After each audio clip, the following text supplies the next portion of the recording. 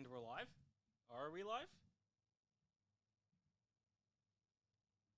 I should really set up uh, something to see if I'm live. Guess I can just go to the tab. Yeah, and it looks like we're live. Looks like we're live. Cool. Welcome everyone.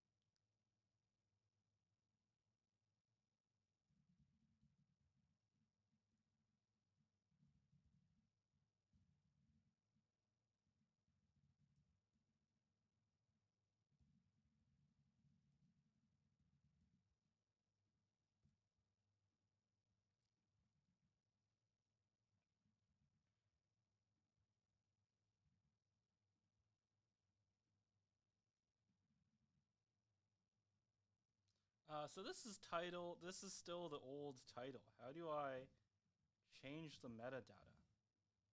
The actual stream is fixed.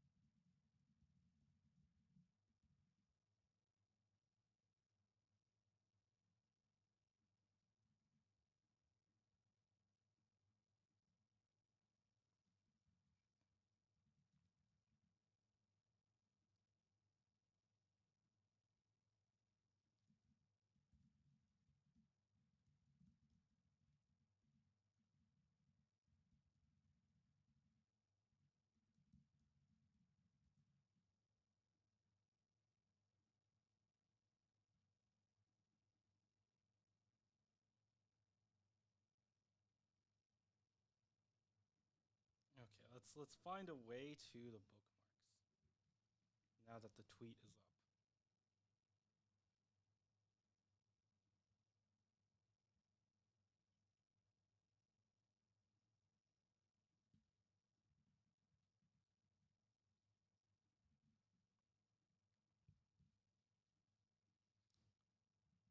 That is time. This is the closest we've been to starting exactly at the right time.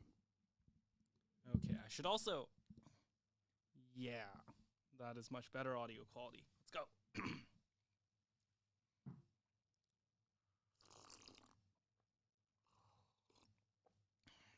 Hello, everyone.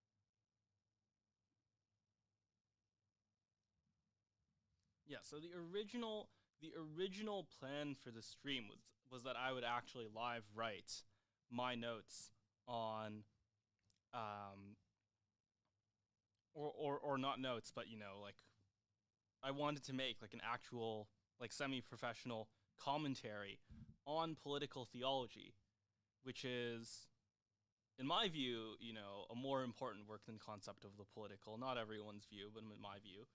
Um, I mean, of the of the Schmitt works, the only one I've actually reviewed is I had this on stream the last time. The only one I actually reviewed is Leviathan in the State Theory of Thomas Hobbes. Very, very important work.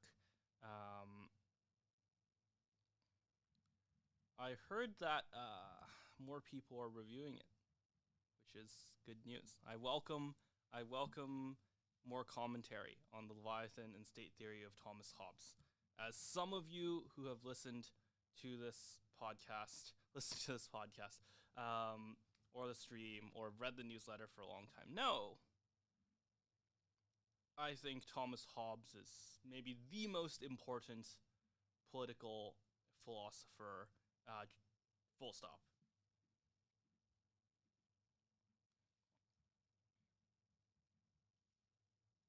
I am very, disappointed, despairing even. I don't know, not fully despairing, but I am very surprised that there are not more fans of Thomas Hobbes in the present day.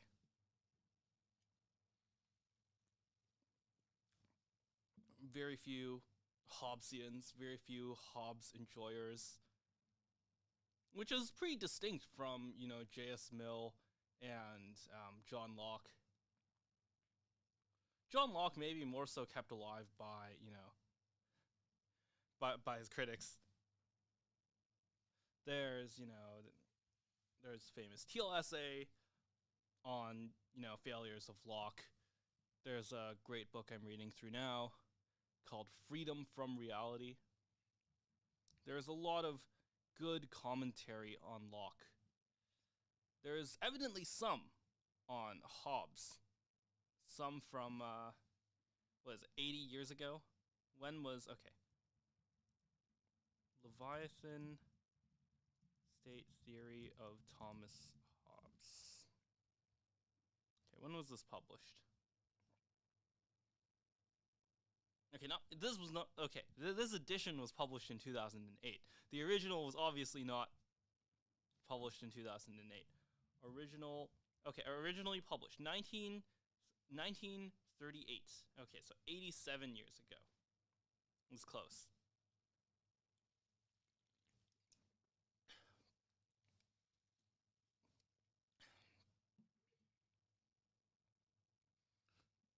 But in my view, the Hobbesian view of classical liberalism has only been vindicated. Whereas, I think, Mill has his crusaders, but it's almost that, the most proud J.S. Mill crusaders. And here I'm not talking of the people who simply defend free speech, but who defend Mill's vision of a liberalism that erodes tradition. And quite frankly, that erodes natural right is,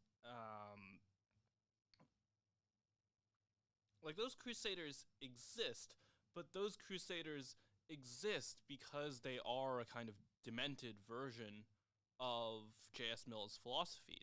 That's the reason why I think the J.S. Mill project has not worked. Because there was this promise that, we'll get to the truth, there will be a political science, there will be, political science will exist. We will just get the solution. It's this kind of historicism, and you'll notice, much more friendly to Hegel and Marx, just at a philosophical level, certainly than Hobbes, but even then, Locke. And the thing with this is that, first of all, the kind of typical classical liberalism diagnosis of the problem is that,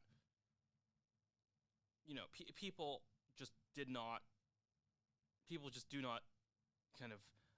people just don't want free speech, right? That's certainly a problem. That's certainly a fair description of a problem. But there's the question of whether, Mill's classical liberalism is particularly vulnerable to that. And I think it is. The reason why I think it is because it actually sets these things in tension. It creates a kind of on-ramp, a kind of, stage for combat, a kind of coliseum that you can't step out of.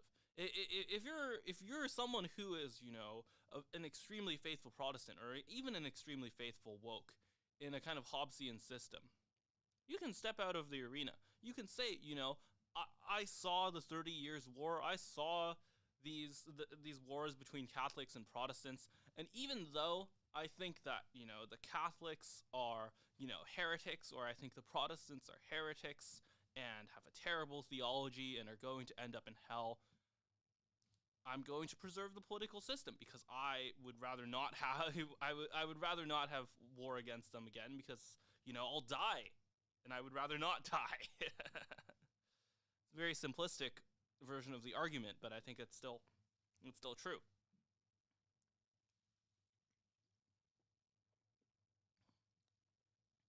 There was a promise inherent in Mill that I think is only possible because Mill comes after Hobbes, which is this kind of almost eschatology. This view that, we're progressing towards, a better truth. We're getting towards the truth. There are areas where that might be true. That might be true if you're talking about physics, and even then there's stagnation there, right? It might be true if you're talking about pure math.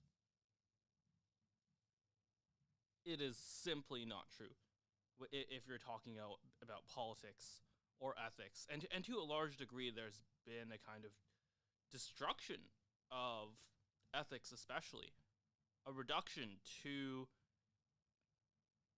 some of the most contemptible instincts in humanity, in human nature, namely envy. We talked about this to a very large extent 2 streams ago. But that's one of the things that it's most noble to be motivated by, per the current academic elite. Envy, fear, kind of totalitarian utilitarianism that's coming out now. It's all so predictable. And it's all... I'm not one of those people who will lay it all on, the hands of a philosopher, lay it all on the hands of, Mill or any of these other people, or Marx or so on. I don't think that's how these things work. I don't think that's how the world works. Certainly, there were dictators before Marx. There were tyrants before Marx. There were tyrants before Mill.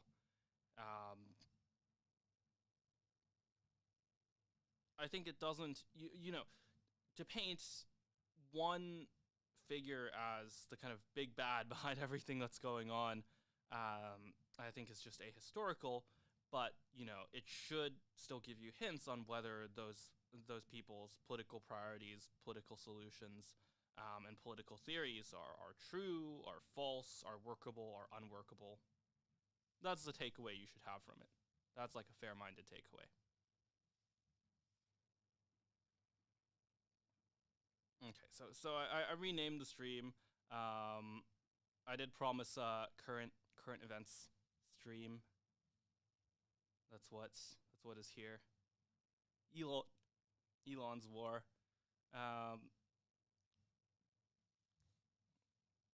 I changed the stream mostly after I saw a few tweets. Many such cases.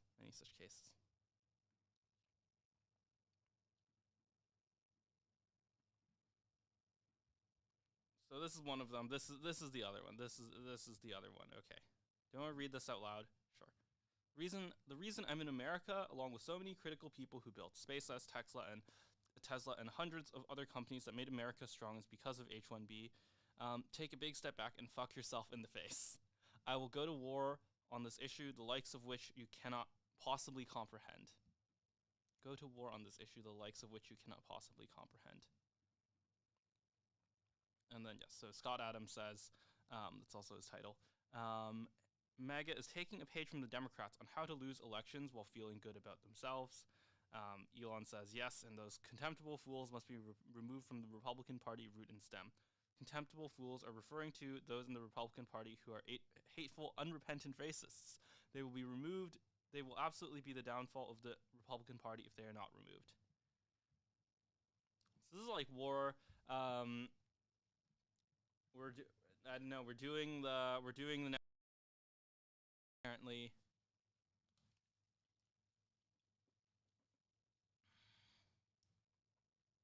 I should make a meme that's like the National Review cycle. Yes. Um,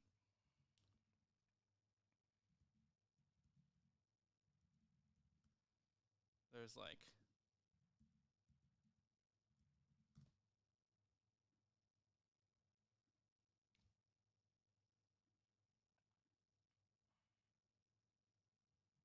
have you guys seen this meme?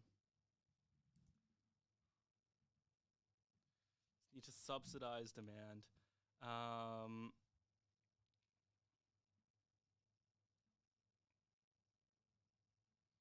This is like this is like the neocon cycle, the Birchus cycle.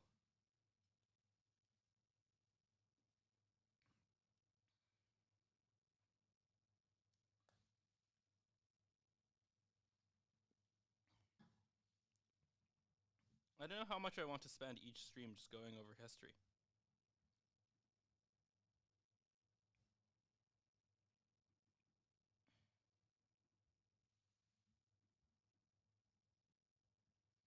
I think most of the time, yeah. Do I want to set up, you know, the restream thing live on X? Maybe.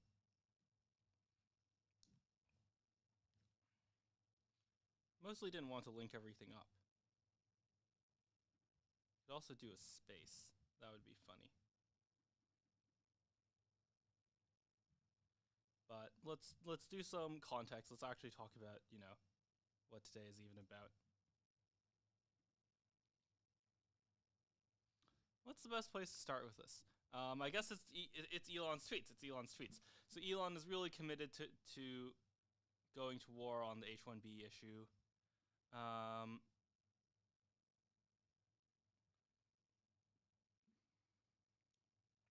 It kind of makes sense now why there were some people on the right who have a lot of political capital to lose over like X shit posts really committing now. If Elon is motivated to, you know, really fight about this. You know, this is one more. We named Tesla after Nikola Tesla, one of the greatest engineers ever. He was a penniless immigrant whose inventions led to American dominance in electricity generation and usage. And Tesla was robbed. Okay. Oh, and like, while all this is going on, Shuram is just like, Shuram is just posting. Shuram is just, these are great posts. The Nat post is great, especially if you care about like microplastics. But in general, it's just great. It's like an interesting. It's just a very interesting heat map about like, plastics poisoning in California. And this is just a post about writing software. And like, yeah, I had this. I talked about this the last stream as well. But I think like Elon's the exception to this, and I guess Vivek as well. But like mostly the people who are engaging on this from both sides really are like people with no power. And everyone who like actually wants to get things done and is actually working on policy are like just chilling. And like how much power does Vivek have, right, in Doge? Technically no formal power. And he's probably losing more power than he's gaining by doing all this.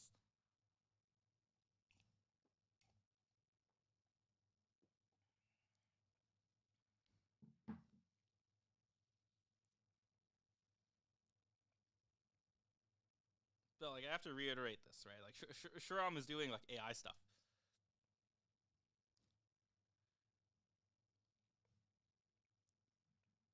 He's literally here to do, you know,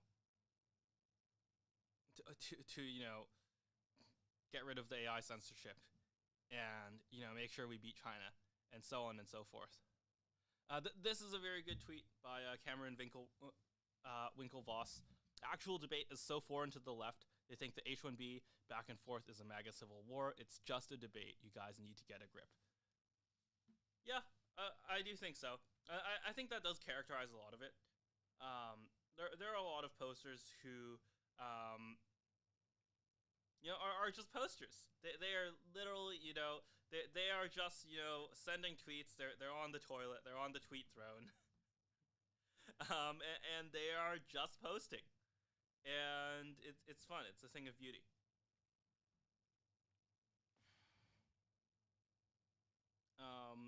This is this article. We'll read this article later.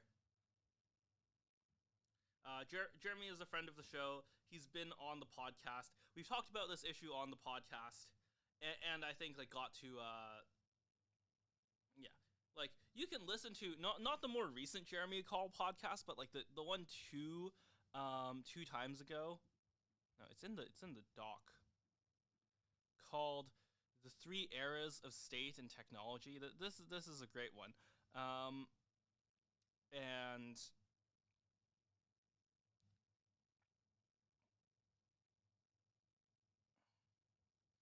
we talk about this, this is in 2022. Yeah, this was in 2022. We talk about the H-1B stuff in 2022.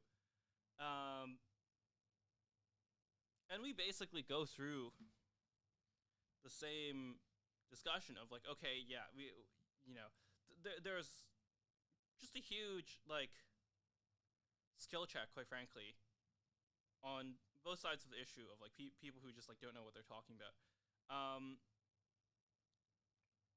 The point of the H-1B is not necessarily to have founders. Maybe some founders come through, right, and we should consider the benefits of that. But to a large degree, the point is, mid-level software talent in Silicon Valley, and apparently outside of Silicon Valley, it's it's only going downhill in terms of the skill curve. The point of H-1B is very different from O-1, right? And the O-1 visa, which OpenAI's O-1 model is named after, is exceptional ability. That's founders, athletes, scientists, Nobel Prize winners. One of the criteria that they list is literally Nobel Prize or major academic awards or so on for the O-1 visa. It's not true for the H-1B visa. And this is just a skill check. And then once you get past the skill check, the question is, okay, those people enable the founders, right? If you have just more engineers to hire, and you can say that you can increase it by educational programs. Maybe you can, right? But you can only increase it by some basically finite amount. Same thing with increasing the wages, but you increase the wages and you can't hire as many people.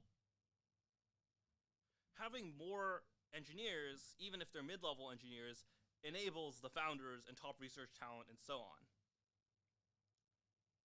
But that's something where there's trade-offs.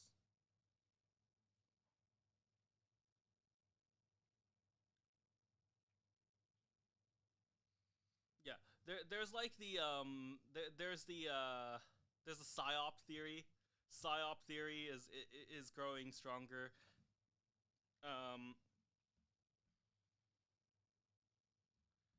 I know. I think it's there's a version of psyop theory that's really dumb, which is all these people are secretly federal agents. Laura Loomer is a federal agent, and Vivek Ramaswamy is a federal agent, and whatever.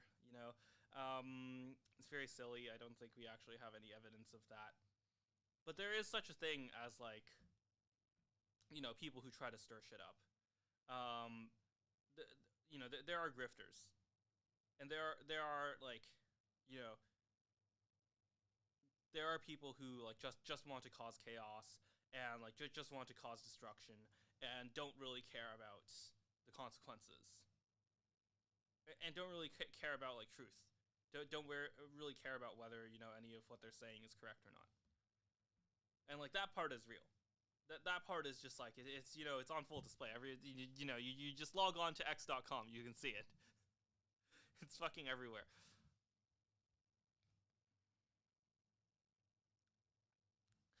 This is a good take by Mark. People were talking about like, oh, how many STEM graduates are there? This is also just a skill check. So Mark doesn't actually like QT the guy, but like I saw a few people making that point. I was kind of tempted to make that point. Um,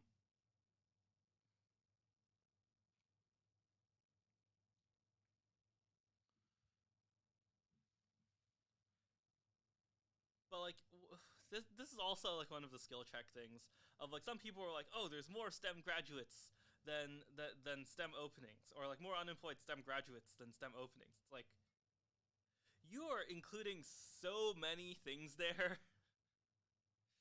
Like STEM is not software. You're including like, you know, random engineers in completely unrelated fields. Like I don't know, civil engineers or something. And like nothing against civil engineers, but that is just a different job market. Or like, biology degrees. Once again, biology degrees, many good people with biology degrees, many good doctors, so on. Not the same thing as software. It is just a different field. So this kind of like STEM grouping, it's pretty fake.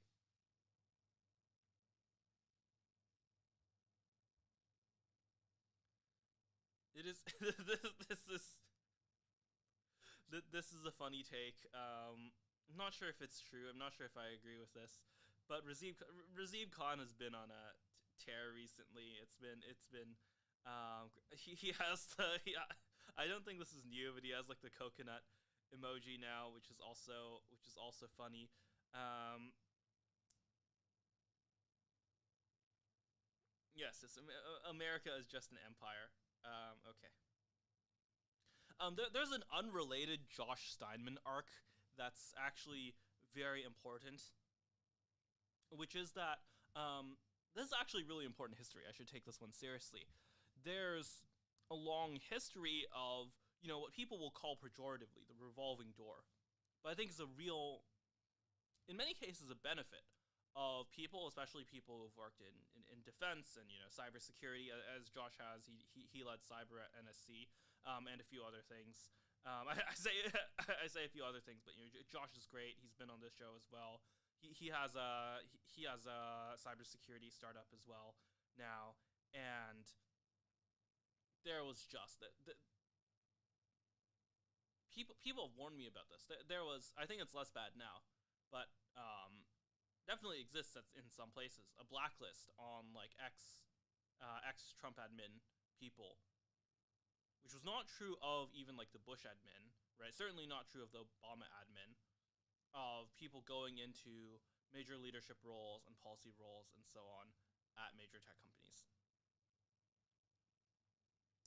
And this has been a very important arc. Now you could say like it's not actually that relevant to the original debate, which is kind of true, right? Like the ex-Trump admin officials, especially if you're narrowing it down to defense, cybersecurity, so on.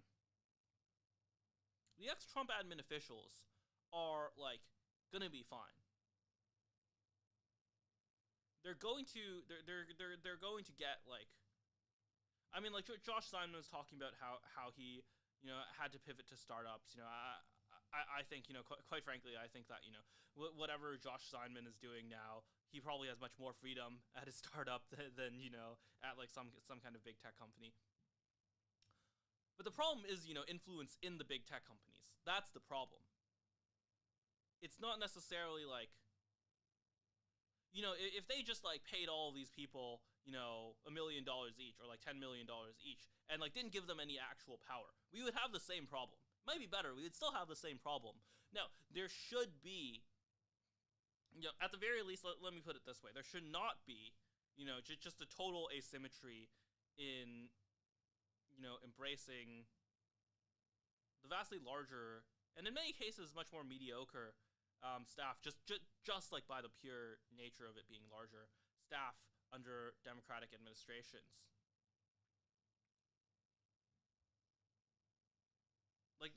That just should not be the policy of, Apple or Google. It just should not be the case, and it leads to stuff like Gemini. And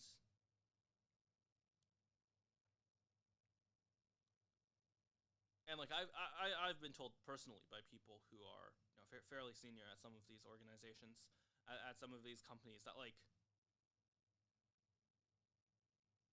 that was real.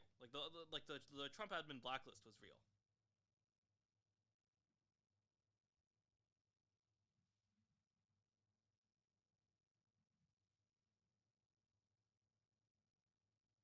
Okay. Oh, I was maybe going to read this as well.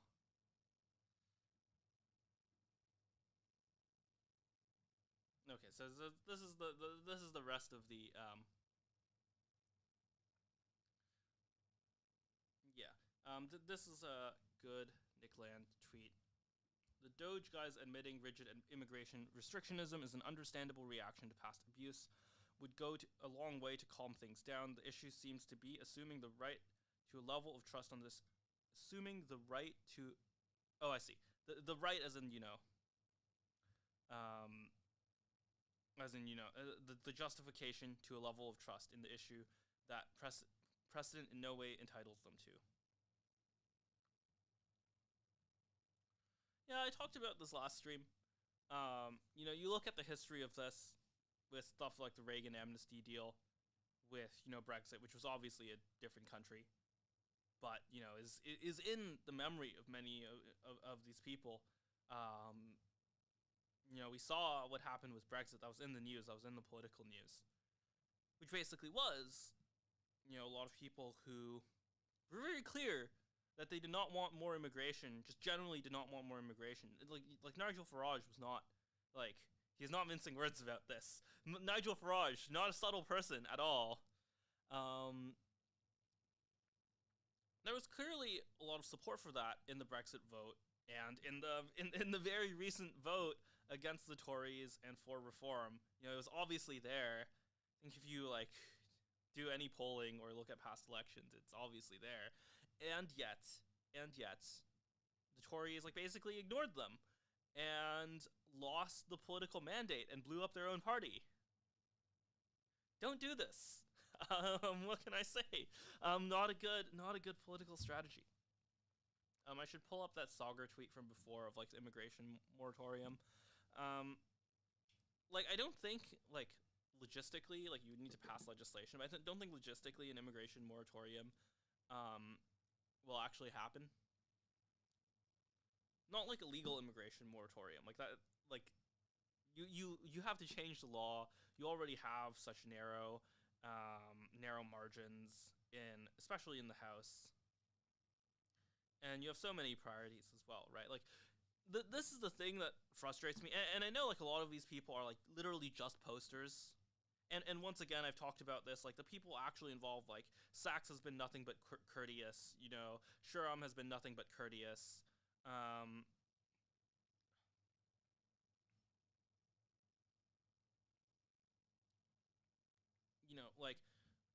This is not a criticism of people actually in the administration on either side of this debate, or implied on either side of this debate. But I think even as a poster, you should have some basic context of okay,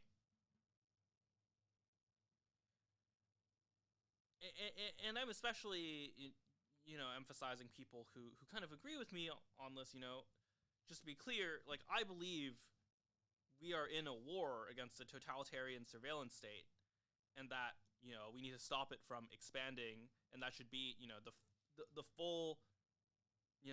That is the main quest of the Trump administration, is preventing America from falling into a totalitarian surveillance state. That is the main quest. as well as beating China, which is also a totalitarian surveillance state. So it really is all one thing. It is just one thing, which is to prevent, a totalitarian surveillance state from taking power. Whether it's China or whether it's, domestic totalitarians, anti-disinformation people, whatever. A lot of posters, including posters who I know agree with me on this, are not acting like that is the number one priority. And I mean this in both directions. Like,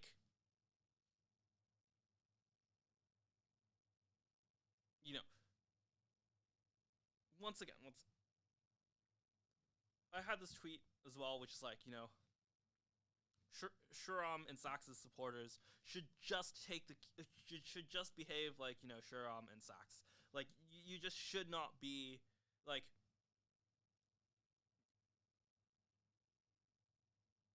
radio silence on this is fine, and in fact is not even policy determinative. Like, this is for them, this is a war of choice. On the other hand,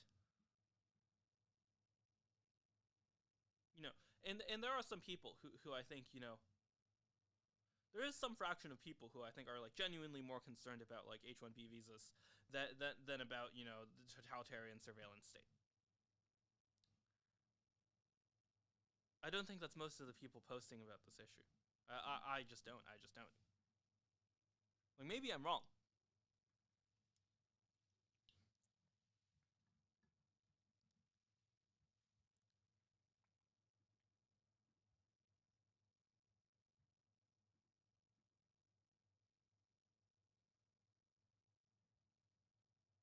Just the amount of energy funneled into this.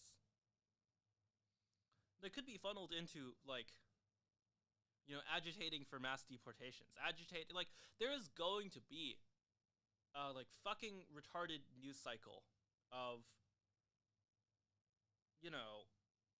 of just cherry picking cases and saying, we can't deport people who are here illegally, not legally, who are here illegally, that you cannot enforce, currently existing U.S. immigration law because, listen to the sob story, and it's all anecdotes. It's not. It's all like zooming in. None of it is like actually based in, is this person a net benefit? Is what you're doing a net benefit or a net loss? Nor is it based on natural right.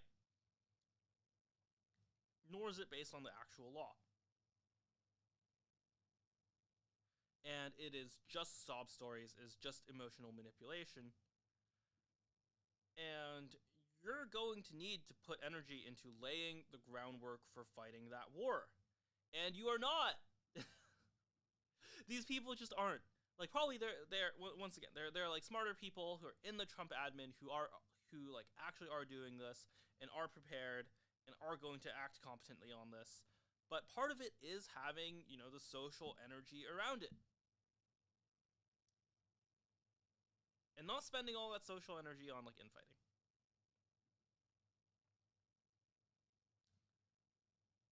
And then we have this from yesterday. This is this. I'm going to use this as a reaction image for, like, years to come, probably. It's just interesting. Interesting.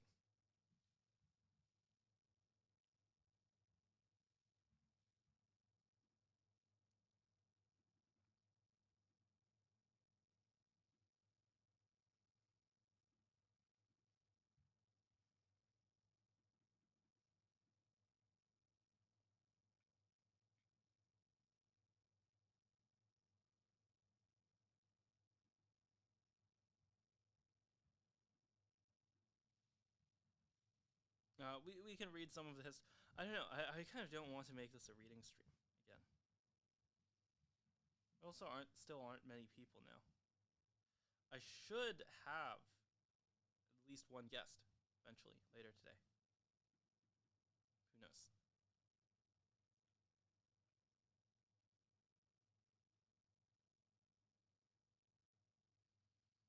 Oh, new.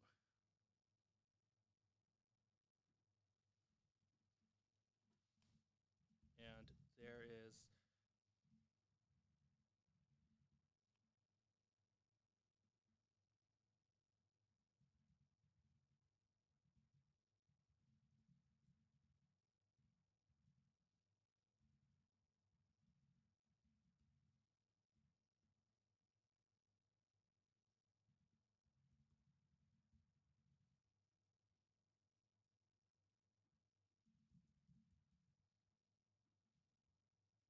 no, this is not on the screen. Okay. Let me put this on tweet on the screen. This is good tweet.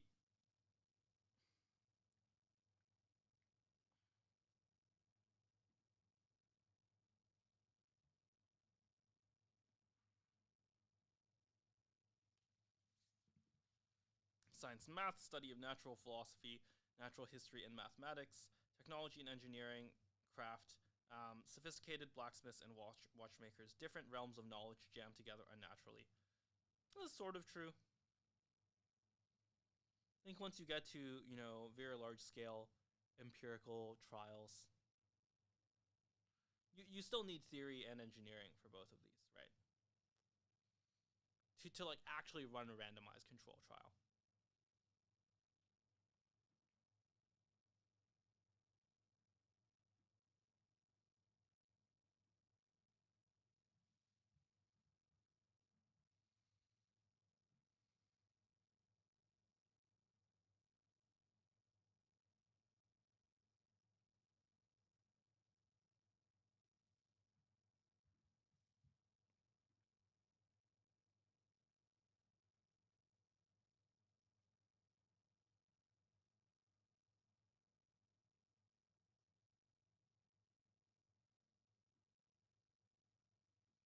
More okay, more psyop theory.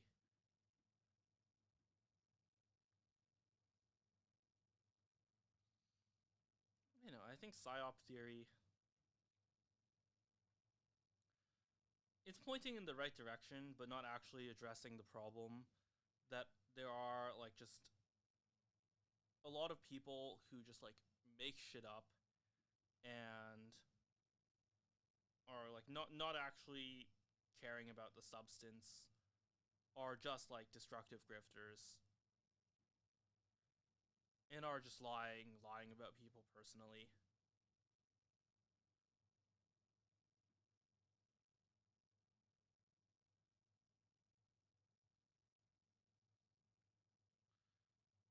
And like maybe it's more effective to combat those people if you call them feds. Maybe it's more effective to maybe calling Laura Loomer a fed is like the real the real message discipline. I don't know, maybe.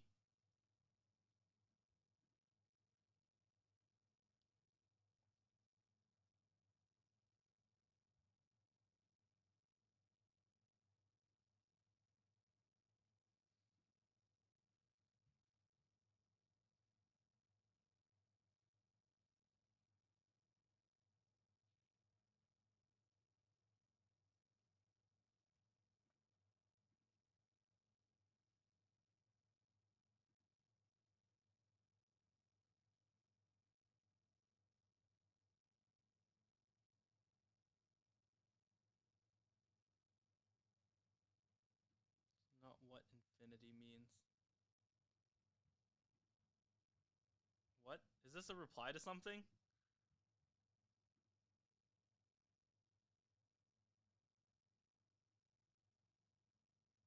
Okay.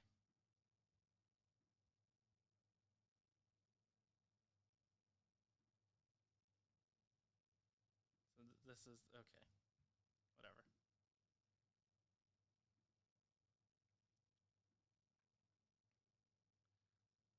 This is like a tangential thing. This is like sort of a response to the Vivek thing. This is like not actually that relevant to the debate. I just post when people are talking about Math Olympiad. Should I just read this on stream? Math Olympiad is like divine providence. Trying to force it with someone who's clearly not fated, cursed question mark to it is one of the most destructive things you can do to a kid. This is one of those things that is obviously true if you're, in the arena. I ended up, I did National Math Olympiad in the US and Canada. I did Worlds for Computer Science, obviously. And I actually taught a lot of people because this is like a deep cut. This is like deep lore, but I got really frustrated at this like one Olympiad like Math Olympiad, Computer Science Olympiad circuit, um, kind of like school, but also like contest organizing, org in Canada, and I just I just like helped start a competitor to that. This was when I was in like high school. This is like so this is such a deep cut, and I started a competitor to that, and part of that was, just using my reputation at the time as, one of the youngest problem setters and, IOI gold medalists and so on. But part of that was also just like actually teaching. And if you're actually teaching Math Olympiad and Computer Science Olympiad, you will learn to recognize people who want to do it and people who absolutely do not want to do it, never want to do it, are not fated to it, do not have like an actual inclination to these things. And they can be like high IQ and still not have an inclination to these things. And that's like fine. Maybe that's even like more psychologically healthy. And, there are some parents, especially, Asian parents, who just cannot be convinced of this. I have like taken parents aside and said, come on. You should know your kid better than I do. Do you really believe at the bottom of your heart that this is the thing that they want? And with Math Olympiad and Computer Science Olympiad and some of these other things, it just, if this is not like a personal obsession, if this is not something that, once again, that you're fated towards, you just do not have a chance at the high level. This is just a thing that you're,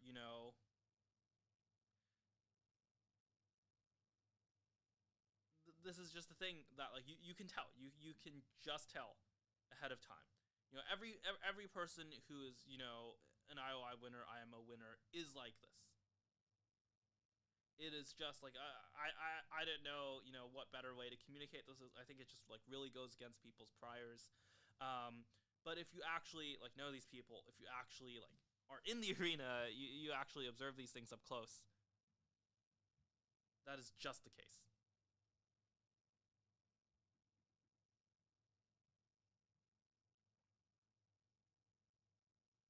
I feel like I've seen this person around. Whatever. Okay. This is a good article by Jeremy Carl, friend of the show. We've talked about H1Bs on the show as well. Once again, in 2022.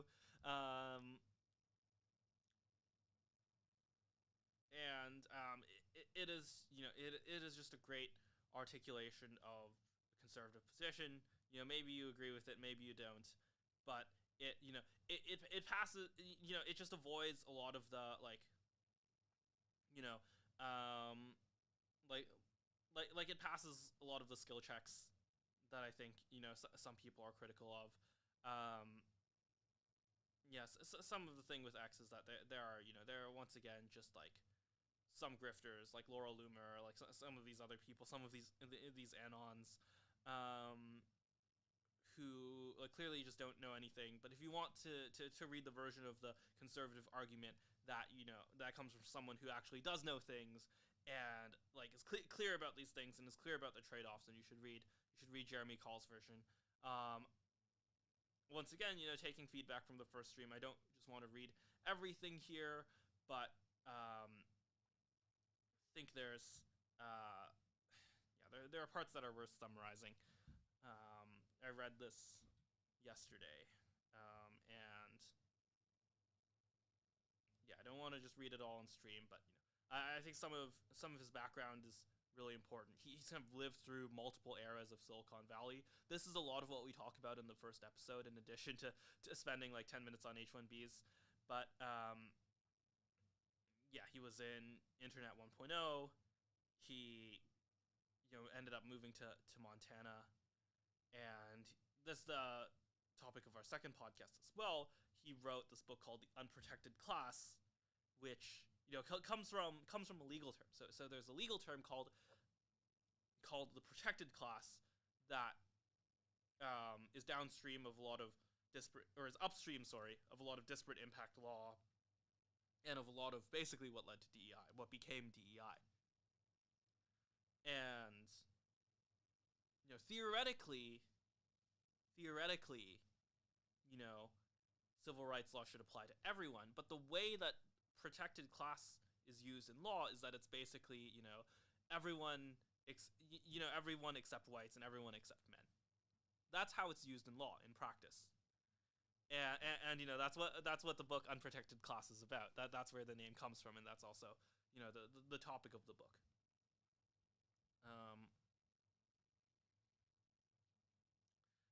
This is very important. There has just been, years, and this is, a lot of the reason why there's animus towards big tech. I think in many cases just animus towards big tech, in the conservative world as well, which is that we just have a record of this, of them adopting DEI policies, adopting, quite frankly, anti-white policies. It's interesting in this context because in many cases they're anti-Asian policies as well. Certainly in Silicon Valley, and also really anti-male, right? Anti-male of, really all races. And, so it's interesting in this context because I don't think those hiring policies advantage Asians at all. Probably disadvantages Asians. We have empirical evidence of this from the SFA v. Harvard case, right? So we know in universities that DEI policies hurt Asians even more than they hurt whites. The amount, the amount that is essentially penalized from your SAT is actually even higher for Asians. But it is just true that, a lot of, and especially a lot at the rhetorical level, it is really bad. It is really just antagonistic. And so you have all of these scenarios where, you have this proposal in the H-1B discussion, which is we should be upskilling American workers. And I'm actually pretty sympathetic to this, and it's because of exactly this reason. If anything, maybe less so tech and more so in universities, more so with, just being able to get the status, being able to get, the shiny credential, which is really less so a tech problem and more so a kind of larger scale corporate America problem. I think in fact Google is probably less bad on this. Even a big tech company like Google is probably less bad on this than a non-tech big company. Take a McKinsey or something.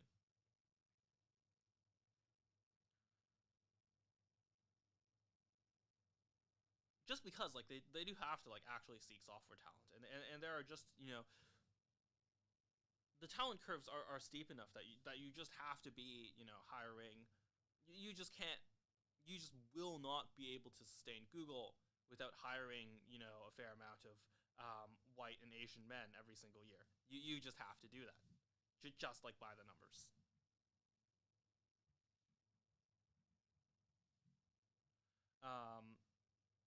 But he talks about James Damore. He talks about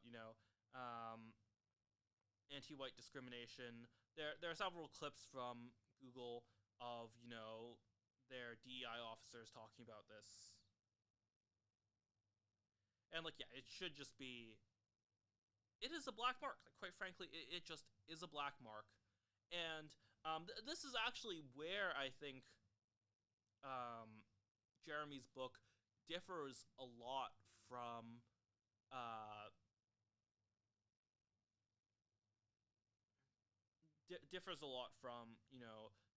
Richard Hanania's book, which covers a similar topic.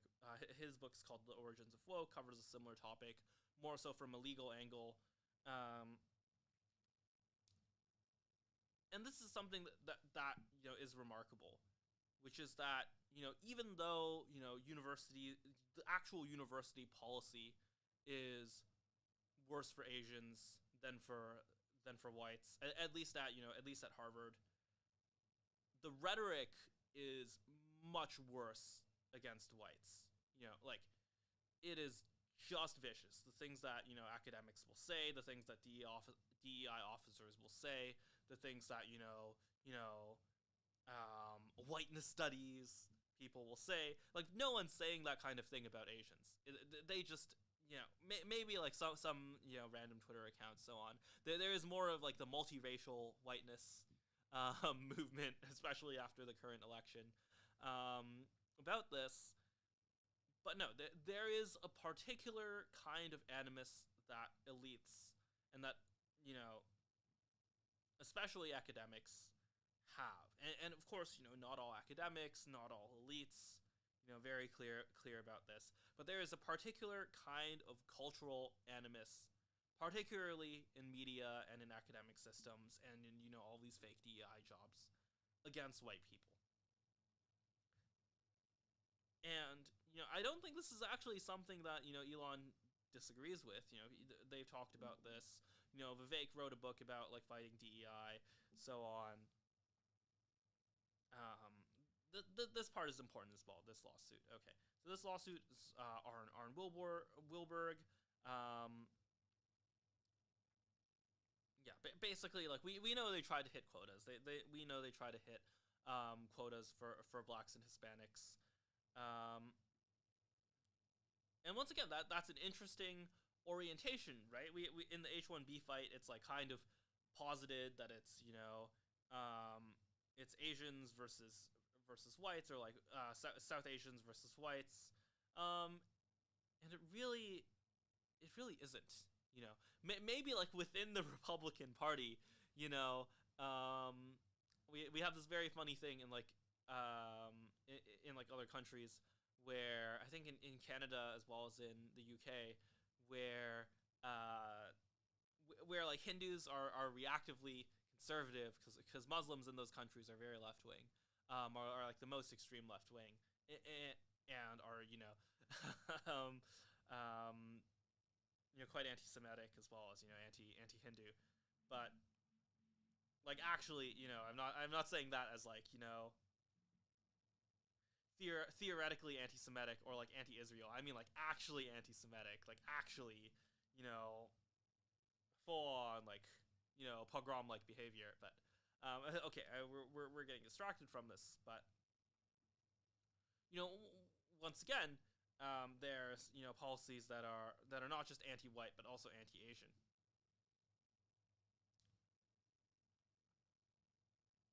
And yeah, some of this is based on government policy, based on civil rights law, based on disparate impact law.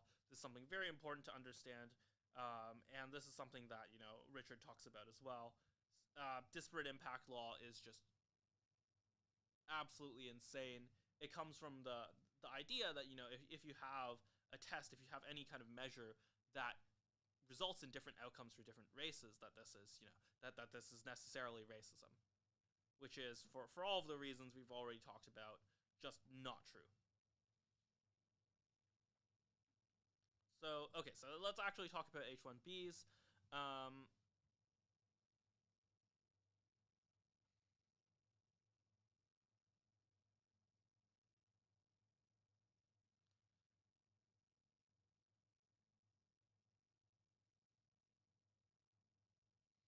Yeah,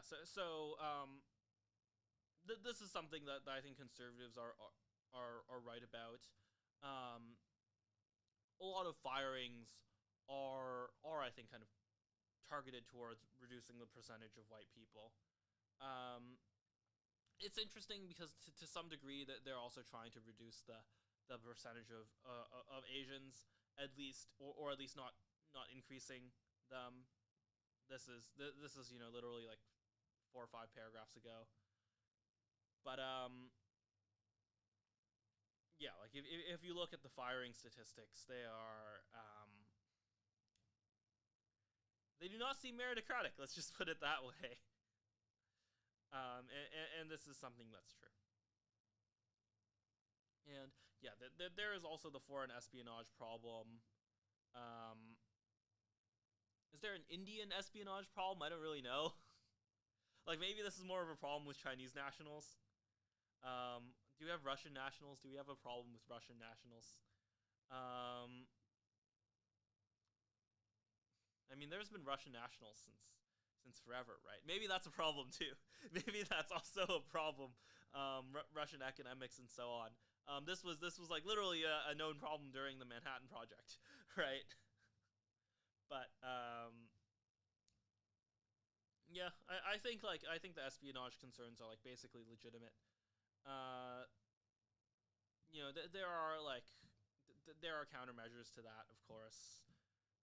And there is the question of there is the question of trade-offs, and if you're 99.99% certain that someone is not a spy, but there's some small percentage, are you taking that risk?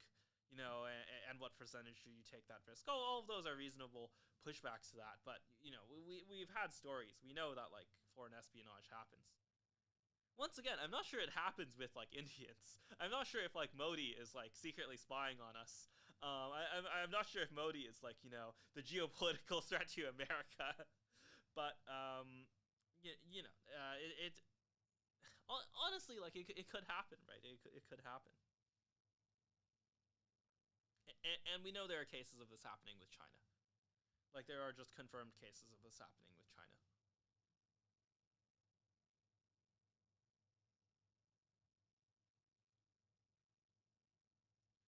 So this is a very important point. One of Jeremy Carl's most important points in his book, which is like white flight in any other context. A group of people being essentially pressured, in many cases by like violent means, right, by violent crime, to move out of a geographic region. We have a word for that. We have a word for that, and people are very hesitant to apply that to groups of white people, and that's also that there are some like fair technicalities on that. It's not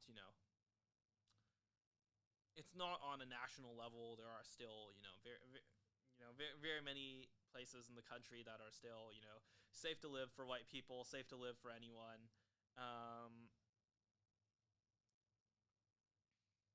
But like, if certain areas of New York were like their own country, and and the population in question were not whites, but were some other kind of ethnic group, racial group, nationality, whatever. Was there Italian flight? Was there Polish flight? Is there an anti-Polish pogrom? Those are questions you should be asking. Okay, but the white flight from Silicon Valley. This is actually something I just like didn't know about for a long time.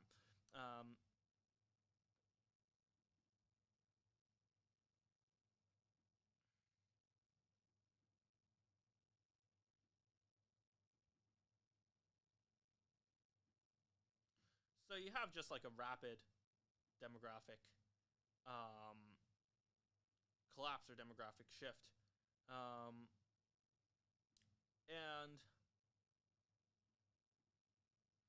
yeah, it's real interesting because the nets, yeah, it's not just more people. I actually had to read this, so I just reread this because I'm not sure if this was the point that Jeremy is making, but this is actually the point that Jeremy is making, is that it's not just that there are more people of other races or nationalities moving in. It's that like the total net number of white people in Santa Clara County declined from 1.03 million to 544,000. Or is this non-Hispanic white? Is this like you would want to compare percentages of non-Hispanic whites, right? So are like half of these whites Hispanic in 1970? Probably not, right? I don't know if this is overcounting the decrease, but it's probably still a net decrease. Um,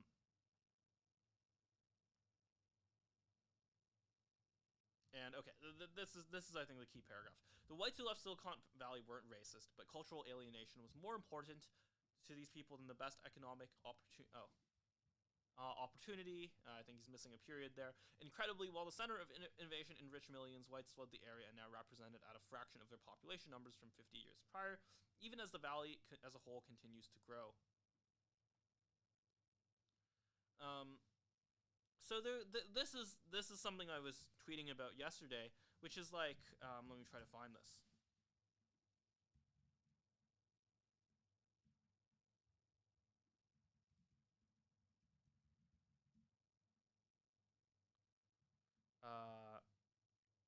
Miami.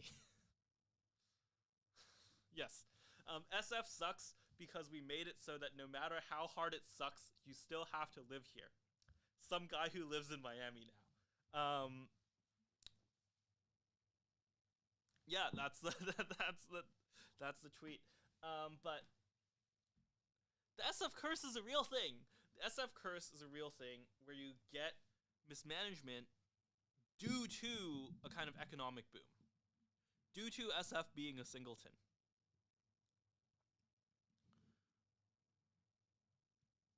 And there's a kind of broader. There are a lot of things there that are particular to SF. I think the kind of like, almost anarchist ideology is something that's unique to the West Coast.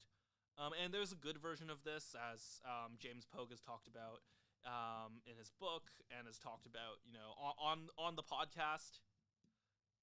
There's a good version of like the anarchist kind of freedom-loving culture in the West, but there's also a version of it that's just like letting homeless people like occupy public spaces and harass people.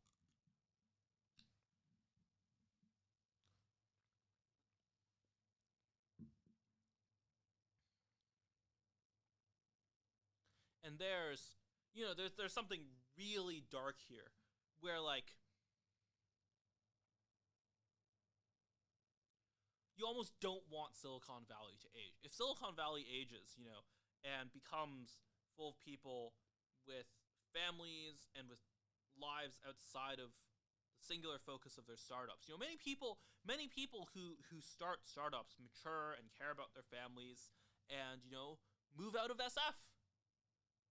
And the kind of hyper concentration of networks, the vibe, the culture in the SF scene versus like the Menlo Park scene, for example, there's a difference. And I assume, Jeremy has seen this change and has seen this, shift over time. Like, it is just not a good place to be a family person. It's not a good place to raise a family. It is just not. And there's like kind of, Faustian bargain there, where you are just you are like eternally renewing SF. The world is SF's blood boy, and you are just eternally renewing SF with new talent who's not focused on family, who is monomaniacally focused on just doing the best thing ever. And some people might say that that's good. Some people might say that like you look at the fertility, and especially the fertility by, income or by IQ, and it's just a trap, right? It's just a trap for so many of these people, especially those who never move out of SF and are eternally in this kind of scene.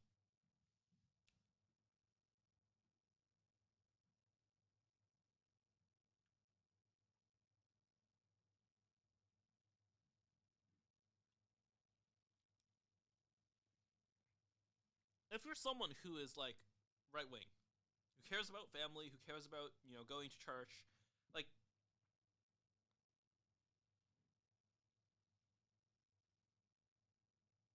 SF becomes unlivable at some point.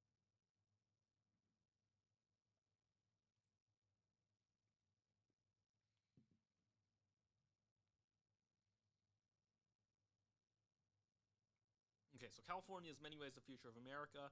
Silicon Valley shows that even with outstanding economic opportunity created by high-skill immigration, culture matters and demographic replacement is more important than economic opportunity, and its future is the best-case scenario for white Americans under Biden and Democrats' open border regime. Or to quote the science fiction writer William Gibson, the future is already here, it's just not evenly distributed. Hold on. Is William Gibson at all related to Michael Gibson?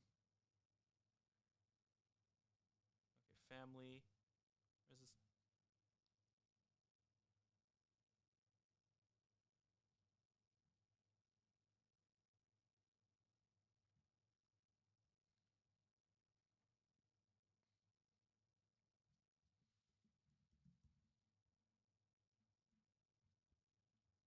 Okay, I don't think he's related to William Gibson. Or sorry, he's not related to Michael Gibson.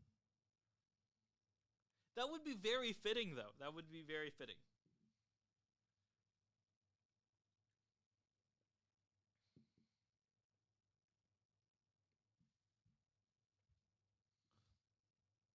But like the tech curse is real, and the tech curse is particularly destructive to family. There's been less pronatalism posting than I thought there would be. Maybe it just doesn't go viral, right? Because that's the thing that people can agree on. That's the thing that like Elon and like I don't or that's the thing that like Elon and like Jeremy Carl would agree with is that like actually more Americans need to be having children.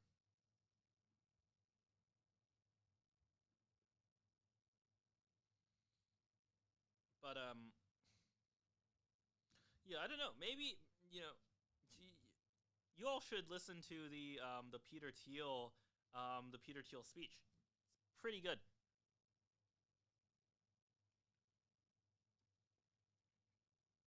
Like I listened to this live. Oh, there's like a wild fucking story about this. So like I was just in the public area for NatCon 3, listening to this live. This is like right before Peter is about to take the stage, and Blake Masters just like comes in and like sits next to me for like, and this is like the public area, and like we're just watching Peter Thiel's talk, and like we chat like very briefly about it afterwards. But this is like my first ever interaction with like first ever like in-person interaction with Blake Masters.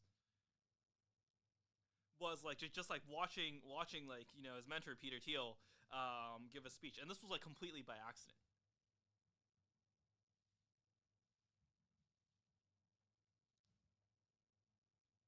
I know. I guess it's not that related. Um,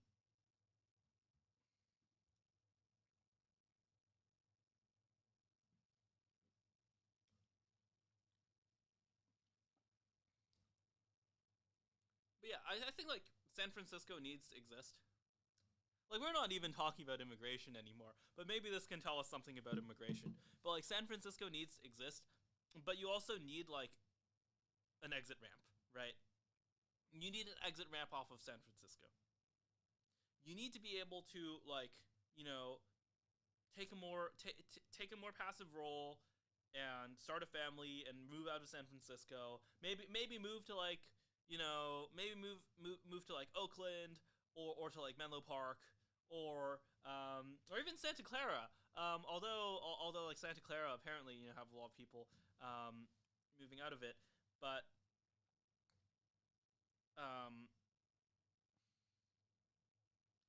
you need to be able to raise a family. Or and this is something that Elon cares a lot about. This is something that Elon like has constantly posted about pronatalism, and there's an element here where like the problem is almost more the kind of Vivek thing than like just that immigration exists, right? It's almost that like there's a degree to which like there's one thing. If you were to choose one thing where you don't want immigrants to assimilate, it is you don't want immigrants to assimilate to the birth rate. And part of that is maybe, maybe there's a root cause problem there. But like, you are just creating the IQ shredder.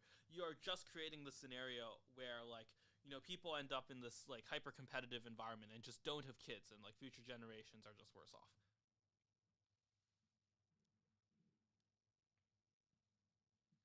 And like, are we talking about immigration anymore? I don't even know. I'm like more anti, like I am more like the Vivek post has like negatively polarized me in so many ways about this.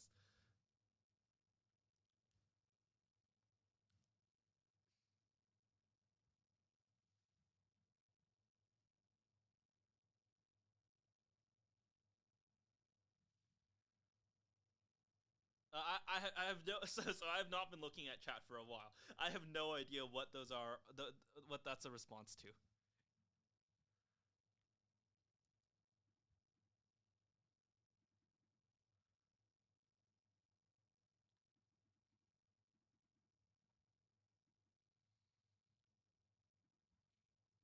So we can keep reading more immigration posts.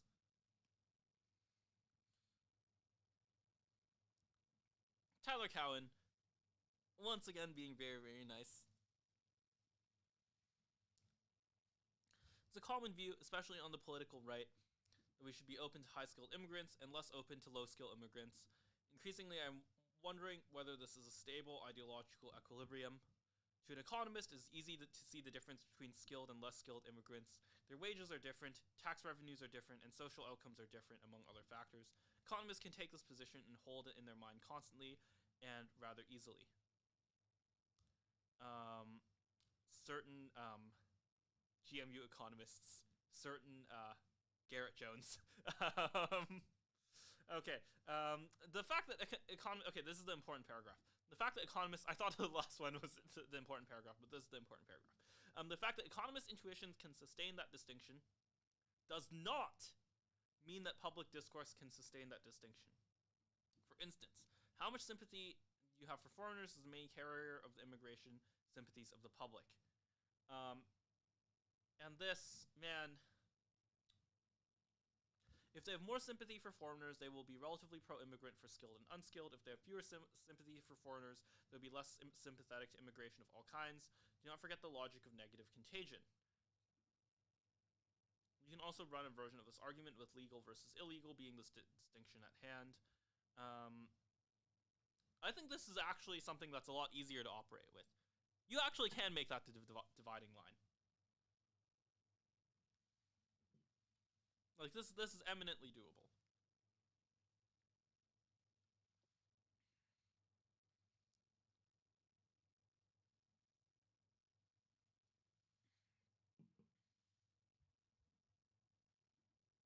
In the meantime, speak and write about other people nicely, even if you think they are damaging your country in significant respects. I don't think so. I think to a large degree, like the actual like bad actors here, there should be like, annihilation. And I'm not talking about like one side of the debate or the other. I'm talking about people who are like just retarded, and there are people like that on both sides of the debate.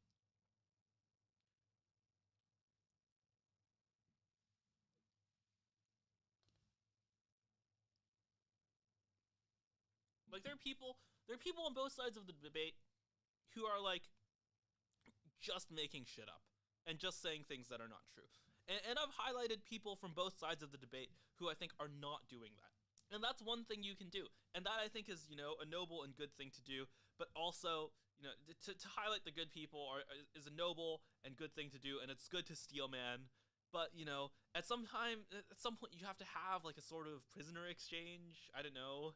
A sort of extradition treaty, maybe more appropriate. And just like, mutually agree to like not just like not give attention to like these people who are just making shit up and are like grifters and maybe are this is the thing, like I don't like literally think these people are feds, This is sort of like the Jordan Peterson argument.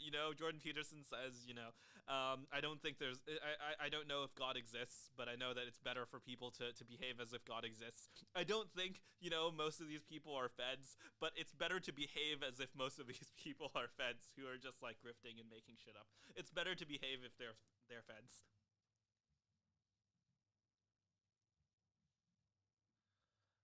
This one's long. Um, if I were writing this, it would be like a third of the length. But I also that's a strength and a weakness. I just do not care to give people context sometimes. This is changing with ChatGPT. This is my number one use of ChatGPT, at least in writing, is like just summarizing a thing that I normally would be like, here's a link to, or here is a huge block quote. I'm not explaining this again.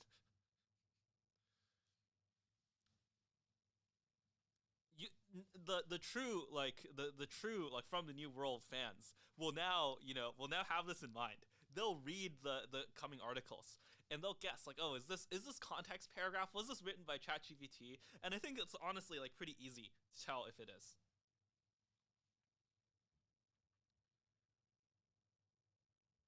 Right about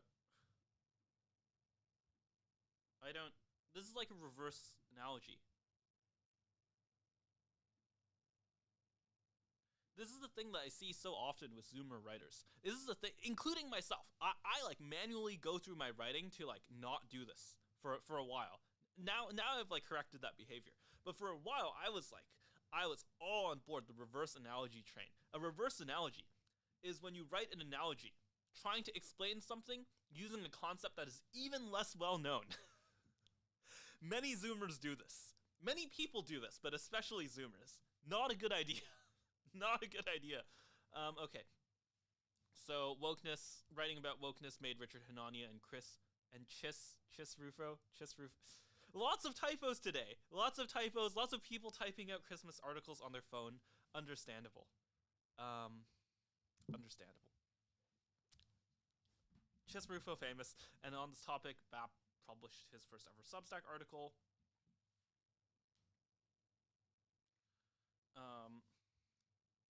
Oh, this is on my podcast.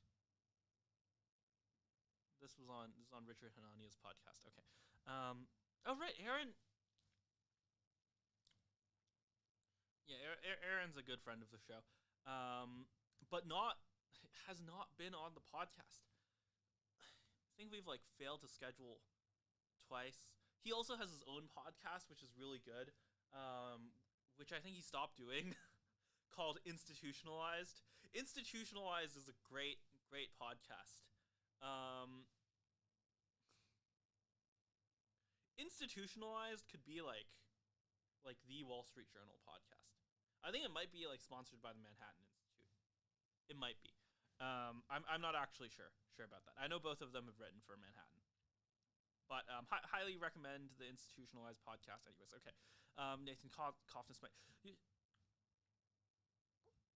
Stop like talking about people. Like I know a lot of these people, like personally. I know more than half of these people personally. But like, just stop talking about like fucking drama and talk about like what's the actual point. Okay. This is the actual point. Which is borrowed from Kaufness. Which is like, okay, there are all these theories. Kaufness is the closest to like an actual philosophical supremacist.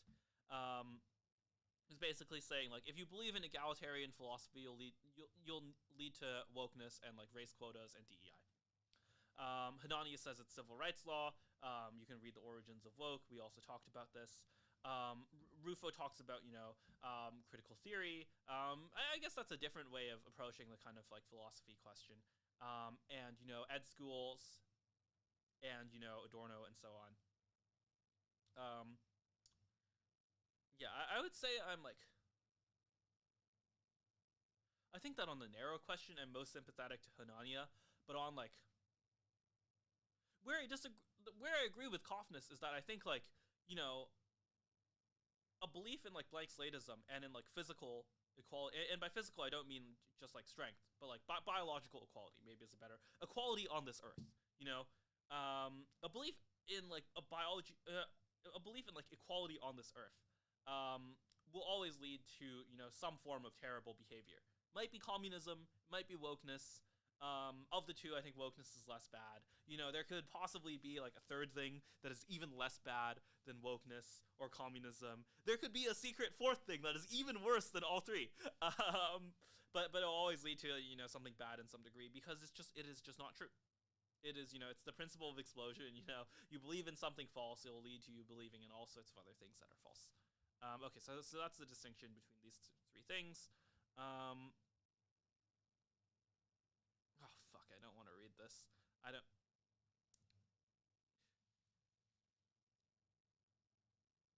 Why are people releasing unedited podcasts still? How much? Okay, this is 2024. This is 2024. Why are people? Do people have any idea how much? I started doing this in like 2023, and I could notice just a huge uplift in quality of just removing filler words through automatic filters. It's so good. It's so good. It is just, you have to do it.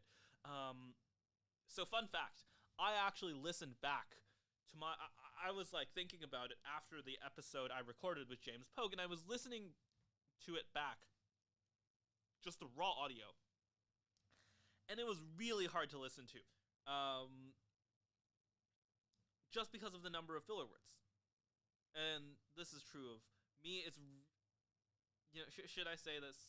I think it's fair. I think it's fair to say this. It is not just James Pogue, but I don't know. Maybe that's just what happens on a podcast. And I am guilty of it too, right? Maybe to a lesser extent, but I'm guilty of it too, of just having so many filler words. I think Richard is someone who's also exceptionally guilty of this. I noticed this when I was listening back to another old episode that I did with Richard. But when it comes to pre-recorded podcasts, this is just a solved problem. You can literally solve this problem. We have the technology.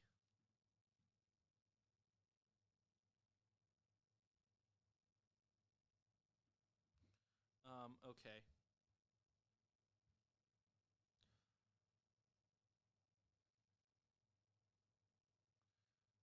Yeah, the elephant in the brain. The elephant in the brain is like, the autist's Shakespeare. It is really the thing that illuminates you to like people just lying. People just. And I think Robin is a lot more sympathetic to this. He's an economist. He talks about self-deception. I just think a lot of people are evil and just lie for evil ends like envy. That's a much simpler formulation. It's a formulation that I think is less it's less graceful if you're a secular person. And I say this very specifically, right? Because it's actually very similar to the Christian formulation of original sin, which comes with its own version of Christian forgiveness, which is, you're redeemed by Christ. You repent. You believe in Christ. Christ dies for your sins. So on, right? But it's very jarring for secular people to hear of like, oh, people are just extremely evil and sinful, and the reason they lie, for these ends is not.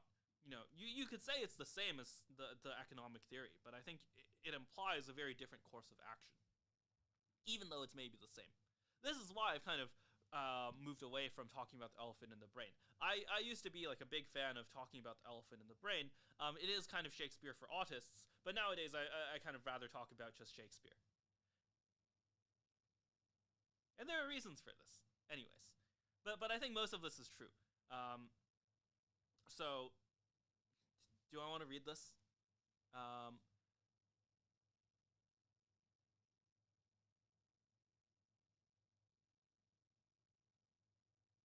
There's another paragraph that actually explains what he means by this.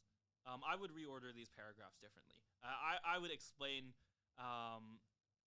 what it's actually about first, before talking about how important elephant in the brain is. Even if I agree that the elephant in the brain is important, especially if you're like an autist or an atheist. Okay. The value of holding certain beliefs comes not from acting from them, but convincing others you believe them. This is especially true when it comes to ideology. When we say politics is the mind killer, it's because social rewards completely dominate pragmatic rewards. You know,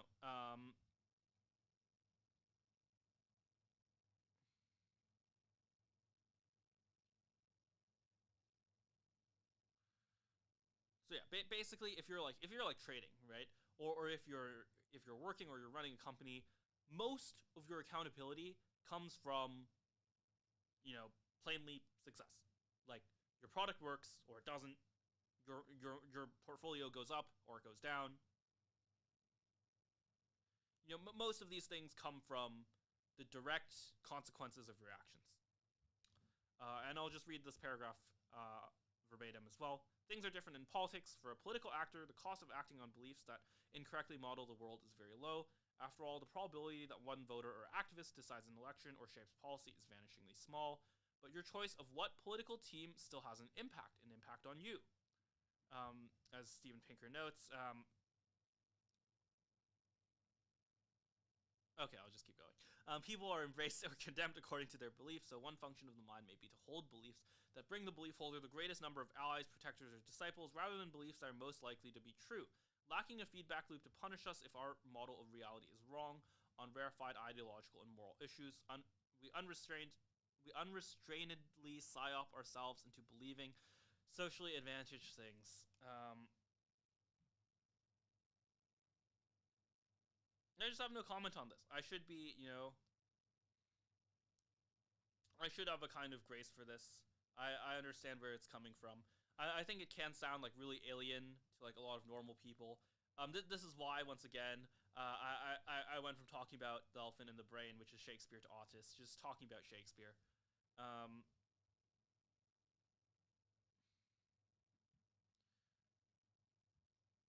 mean, like, yeah, people are. The problem with this is that it's kind of too universalist. It's sort of like the good and bad things are the same thing. There are like actual virtues, and there are actual vices, and there are actual evils.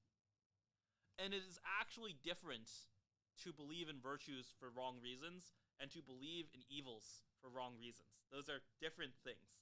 And I'm not saying that like that which pseudonym is that Werner is saying. I know this person in real life, but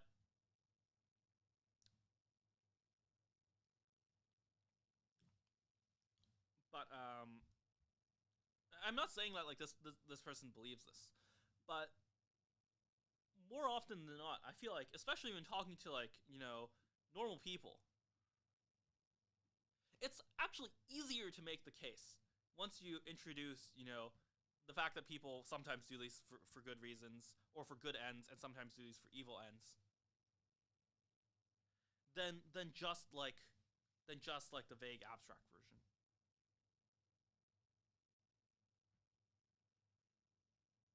Like Macbeth. Like people will just like people will lie to themselves and see ghosts as a way to maintain their illegitimate authority, and that'll also punish them. There's a self-destructive version of this as well, and there are all ways that you can read this of whether it's self-destructive or self-advantageous, especially in the character of Lady Macbeth. But like, there are people who will lie to keep power. There are people who will lie to preserve an illegitimate order, and if they depend on an illegitimate order, they'll be drawn to that evil all the same. I think that's something that's just like both much easier to explain, but also much more important. Okay. Um,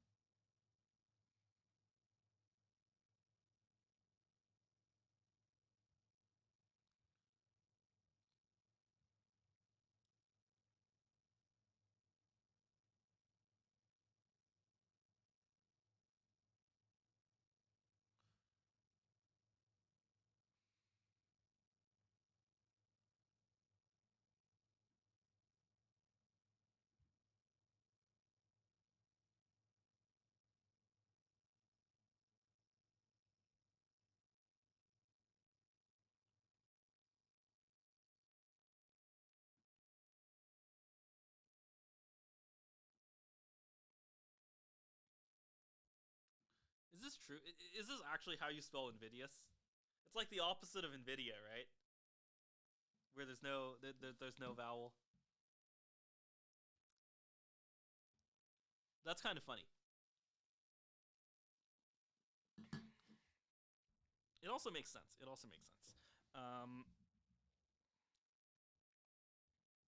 This is a link. I know.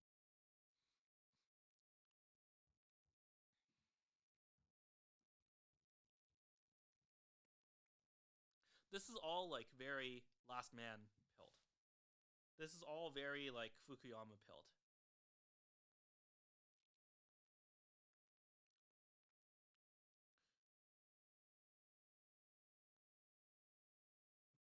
The problem with this is that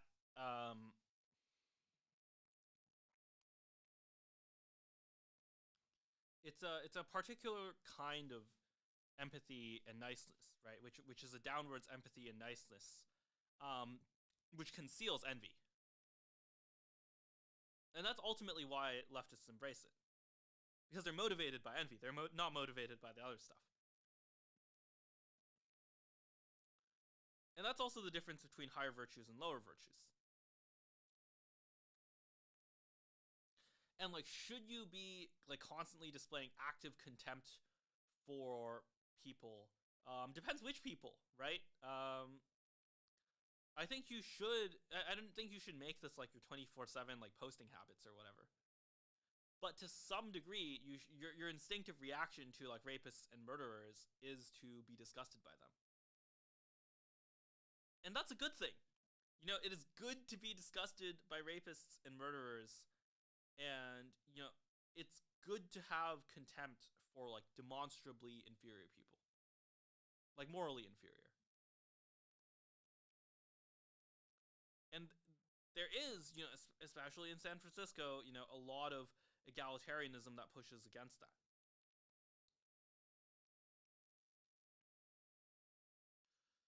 Now, the question is like, you know, can you hate communism and not become the Taliban? I think, you know, the answer is obviously yes.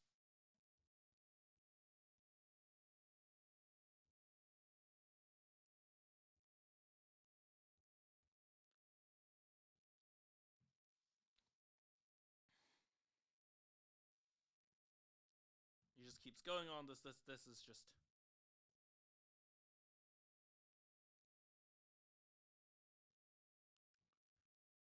What is this paragraph? Why does this section exist? Also, test creale is such a stupid term. Such a dumb term. It includes, you know, both the most vicious enemies of AI progress and the most ardent supporters of AI progress, and technological progress more broadly. It is like, you know, it sort of only has significance as like horseshoe theory, you know. It's kind of like radical centrist. And you can have a radical centrist aesthetic, but you can't actually have like a radical centrist set of beliefs. Or like a canonical set of radical centrist beliefs. That is like literally antithetical to the belief system itself.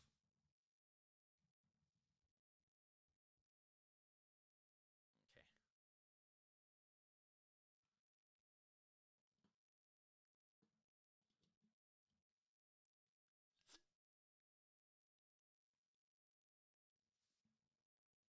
Why do these sentences seem synonymous? Okay.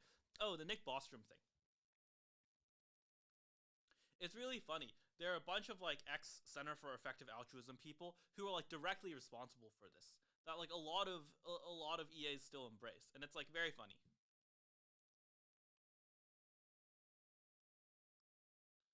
I mean, like, it's sad in a way. Like, just on a personal level, Nick Bostrom didn't deserve it. He just got scapegoated for reasons like completely unrelated to his actual work. His actual work, I think, is like terrible.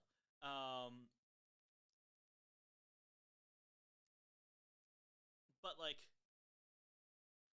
just on a level of justice, he didn't deserve it. Like if I were a consequentialist, if I were an effective altruist, maybe I would think he deserved it. But I'm not a consequentialist, and he didn't deserve it. Not for this. Okay, this is just way too long. How are you still? How many times are you just gonna write like the same thing? Oh my goodness.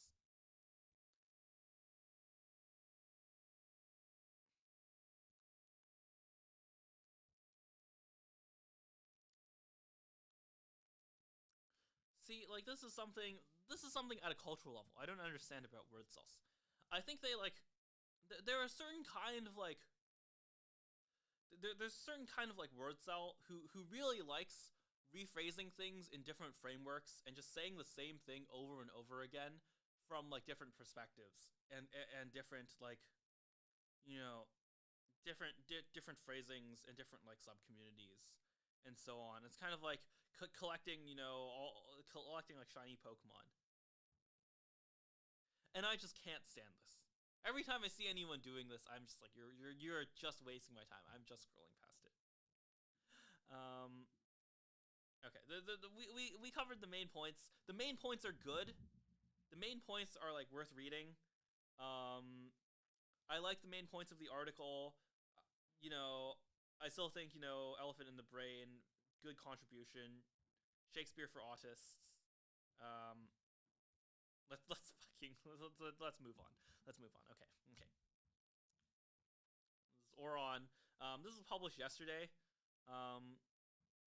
Christmas terror attack okay, just grammatically, it's not great. Is there a style reason why we're not saying like the Christmas terror attack? I don't know. Terrorist. Okay. Drove is. Do you have to subscribe to read this? I have like a paywall blocker.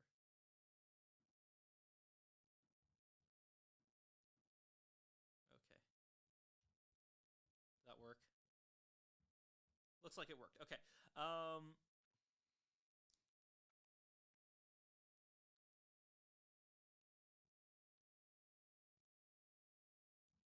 Okay, so basically there was this Christmas terror attack. How are we getting to the point? Okay. This might be getting to the point. Immigration remains a contentious issue across Western nations, driven by open borders policies of their ruling elites. Elon Musk, who supported Trump, described the AfD as the country's only hope for the future. While Musk made his opposition to illegal immigration here, he continues to advocate for a significant increase in high school immigration. Even after the Magdeburg attack, Musk argued that diversity can work with proper vetting. The stance is perplexing, given the identity and ideology of the terrorist challenged the belief that proper vetting ensures safety.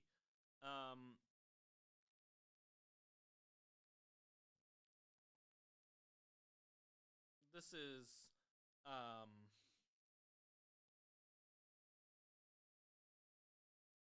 so this is the first time I'm reading this article. I kind of expected more from this. I'm gonna keep reading to the end.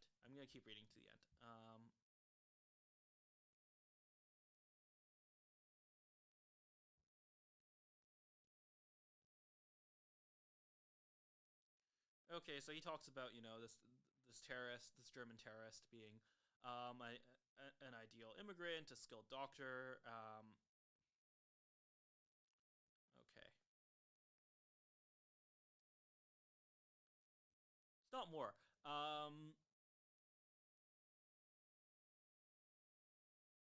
Okay, I think this is really dumb.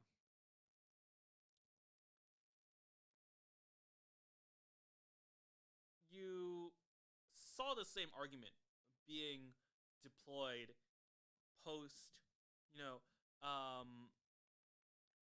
post 9/11 to say like, oh, we need a global surveillance state. We need to surveil all Americans. We need to break into all Americans' devices, to stop the terrorists. And most people are innocent, but some of them are terrorists. And we need full authority. We need FISA courts. We need illegal surveillance, unconstitutional surveillance. Why do we need this? Because some of them are terrorists. And I am just not sympathetic to this at all.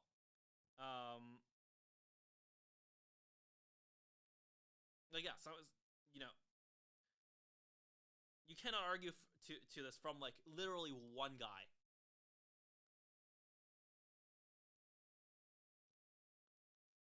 You know, people will make exactly the same arguments.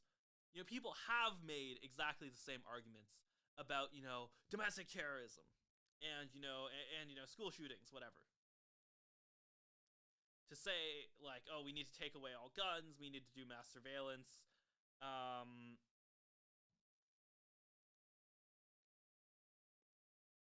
Yeah, anytime people are talking about like lone wolves, safety, it always just makes them retarded. And this happens on like every side of the political spectrum. Some of Oron's tweets have been fine. Like, I don't think Oron at a broad level is, you know, like, let me put it this way. This article is much dumber than what I expect from him. Maybe that's my problem, but like, you know, freaking out about safety from like one individual case. This is how you get totalitarianism. This is how you get like the post 9/11 state, and it is just, you know, it is just false.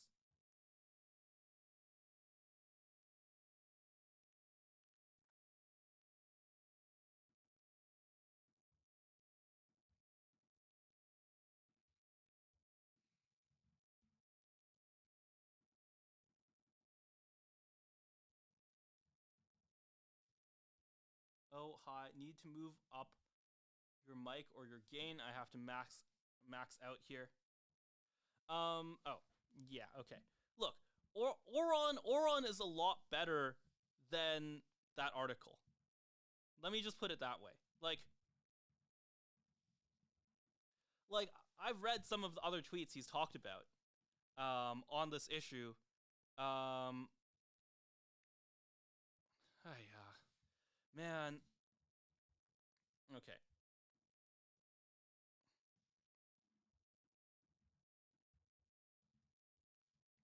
Okay.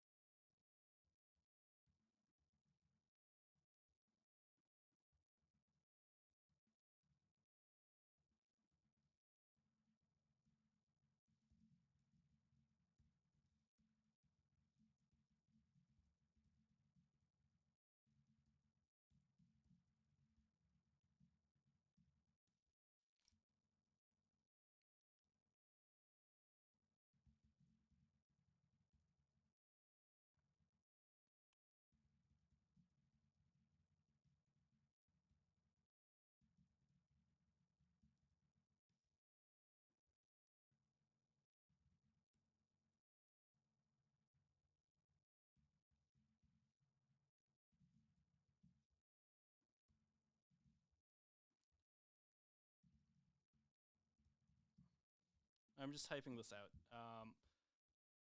I'm favorable to some of Oron's tweets and arguments on this topic, but the idea that any single terrorist is justification for population-wide measures is exactly what got us the 9/11 post 9/11 surveillance state.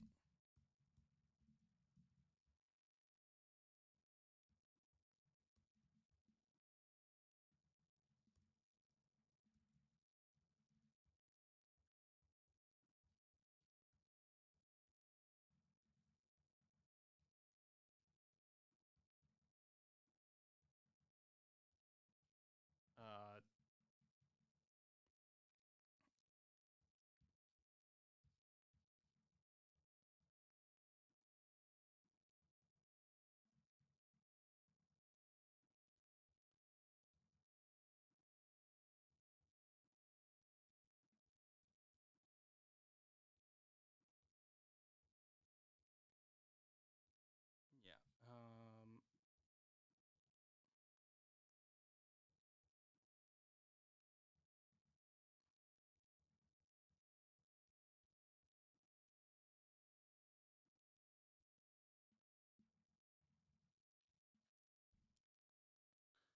yeah, like we read, we read, this article by Jeremy Call favorably. Already, like, you know, I want to be sympathetic. I want to, highlight better versions of this. I wouldn't, I would not go out and cherry pick stuff. Quite frankly, I saw this like right before the stream started. And I'm like, okay, well, we'll add it to the docket. But anyways, maybe I'll cut this out of the VOD. Like, I don't want to, I don't want to start fights. But like, you know, every time, this is always the historical pattern. Every time, people use individual, tragedies to kind of like, emotionally manipulate people. And that's just what it does, right? Whether you're trying to or not. Every time you make you make references to these things, there are going to be a lot of people who get drawn into them. It is just a road to totality. It is just a road to, this is exactly what happened after 9/11 of, they're terrorists, therefore we must, bomb every Afghan, we must surveil every American. We saw this during COVID. We saw this more recently with domestic terrorism. We see this with mass shootings. We must ban all guns because there's going to be mass shooters. And you can. There are things that you can do that actually solve the problem that don't do this. You can actually have functional police, for example, and that's not going to solve every terrorist attack. It's not going to prevent every terrorist attack, so on.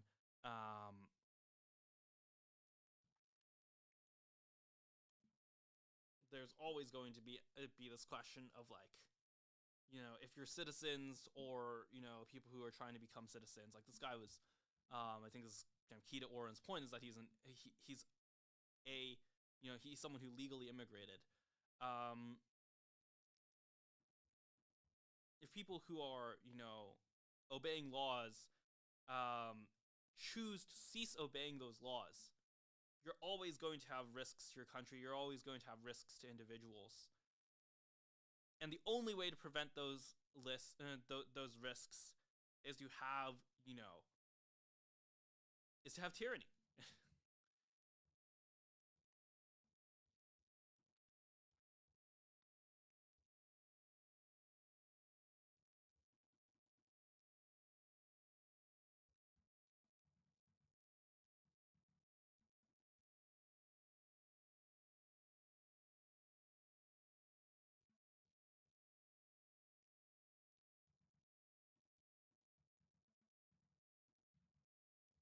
Okay, so I'm going to take a quick break, and we will come back. We will talk about the concept of the political expanded edition. Notes by Leo Strauss. Just gonna keep this zoomed in. No, okay. I will take a brief break.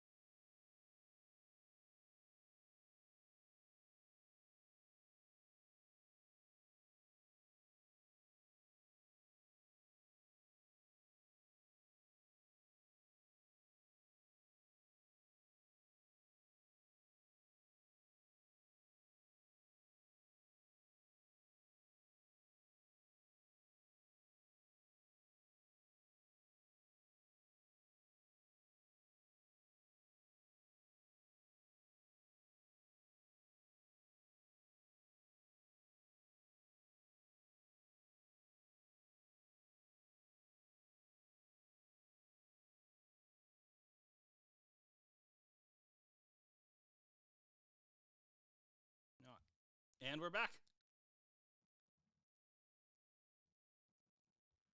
Oh, okay.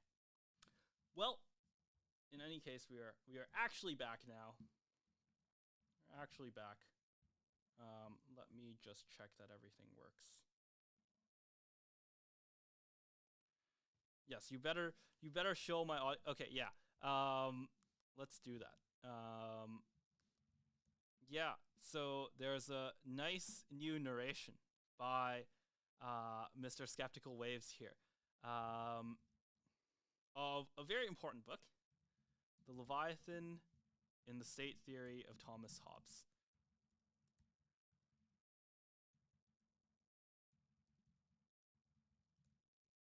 Let me just find it. It's kind of...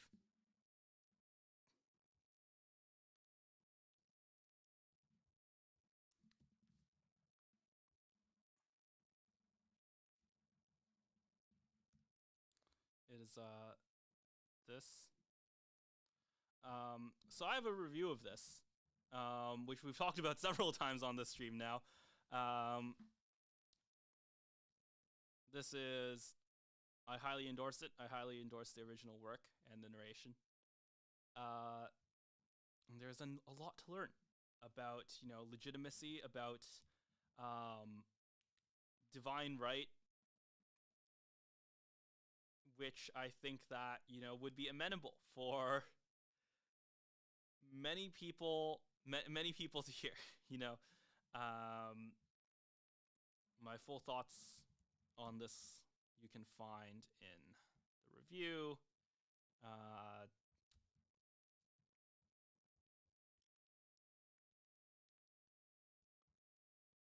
Which I try to find the review.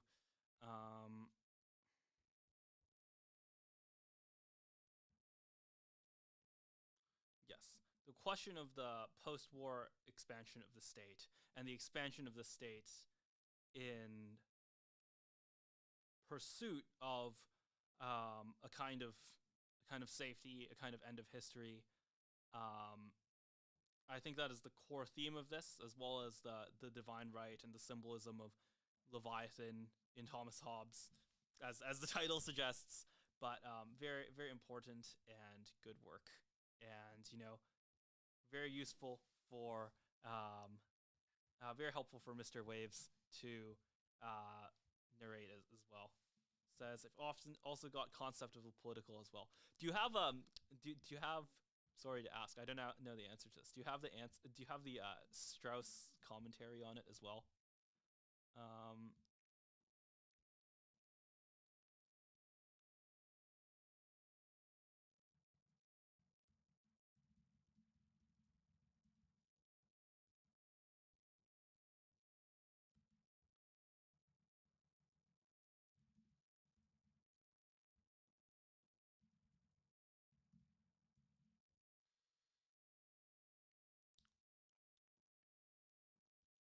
Okay, this is the extended version with notes by Leo Strauss. At least that's the cover.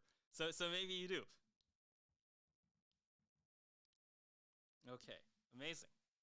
Well, we will talk about that. We will talk about that today. How much should I read through like the actual concept of the political? I feel like then it will just become a reading stream.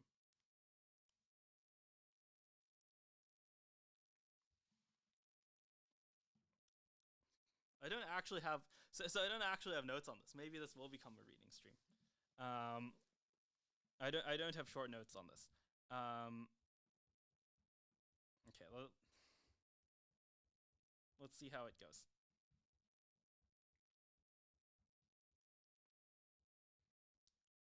Okay.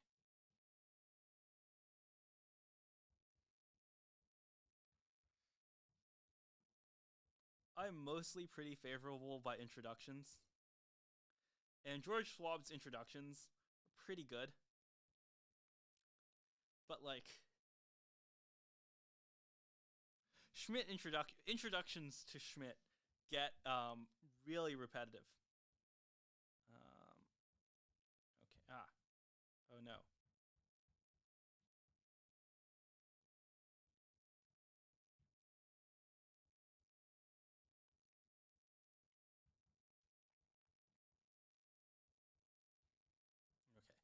You're starting the actual concept of the political.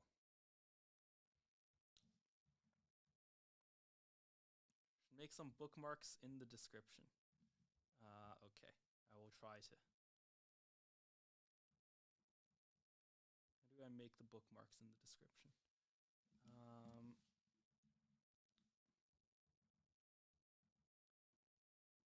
Concept of the political.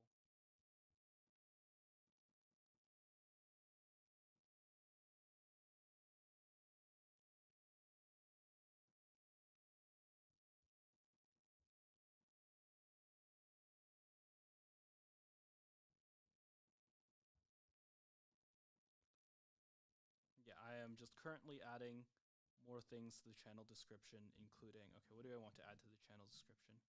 To add, at skeptical waves narration.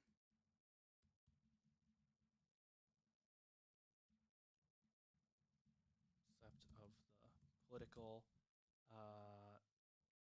expanded edition.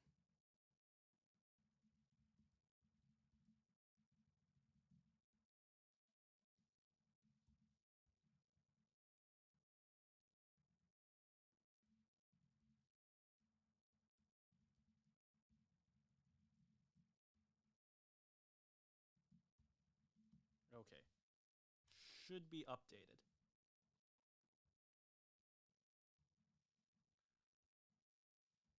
Okay. French political philosopher Julian Freund has observed that by a curious paradox, named Schmitt is surrounded by mist, and it may be asked whether this fog is not often manufactured artificially. It's fashionable to discredit the work of this author and the basis of a reputation that's largely based on rumors. And it's better to recognize that Carl Schmitt is controversial and will always remain controversial, like all those who belong to the same intellectual family. Machiavelli, Hobbes, de Maistre, Donoso Cortez, and also Max Weber. The inclusion of Max Weber here is very funny, reading at present time, right? Was Max Weber as controversial of any of these figures? Max Weber is, Max Weber, in my reading in the present, was sort of the Matt Iglesias of his day, right? There's a quite literal intellectual lineage there. Slow boring is the phrase that comes from Max Weber. So this is just, I've had this reaction every single time I've read this, and I've never actually learned if Max Weber was that controversial. What controversies did Max Weber have when he was publishing his work?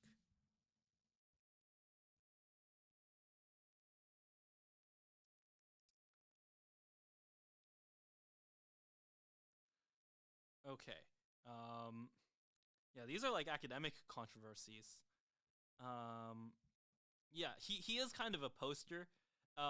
Weber is one of the original, like, capital T,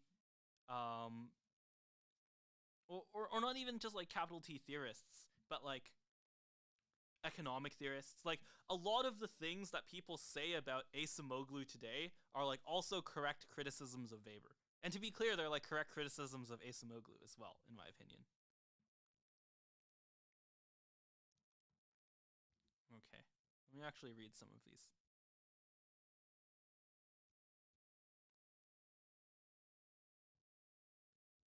Okay, this is like a total summary of Max Weber's work. Okay.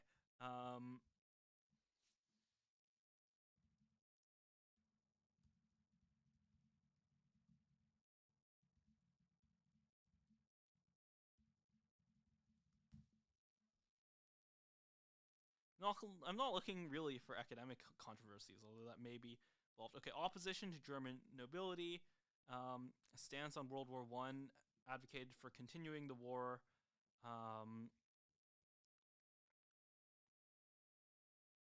Okay.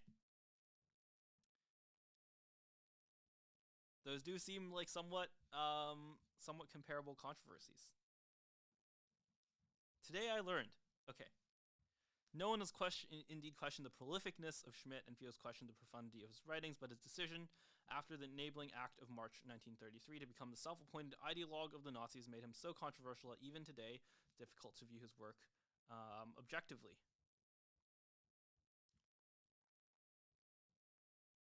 Yes, many such cases.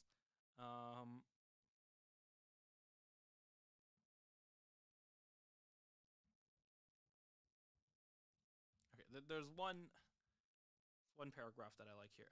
Okay.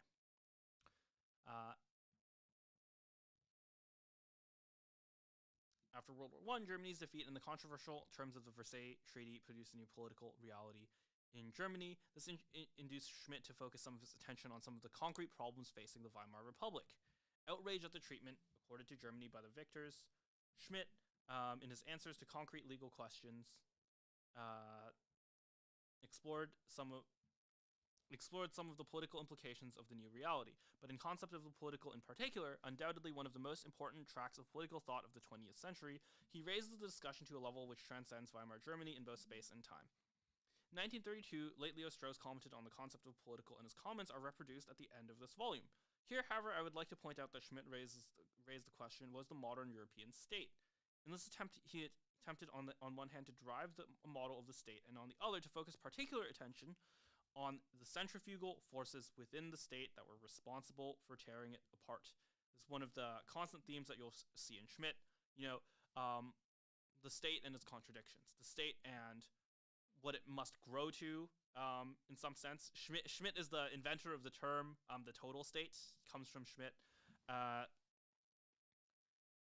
And this is also what drew Schmitt to the work of Thomas Hobbes.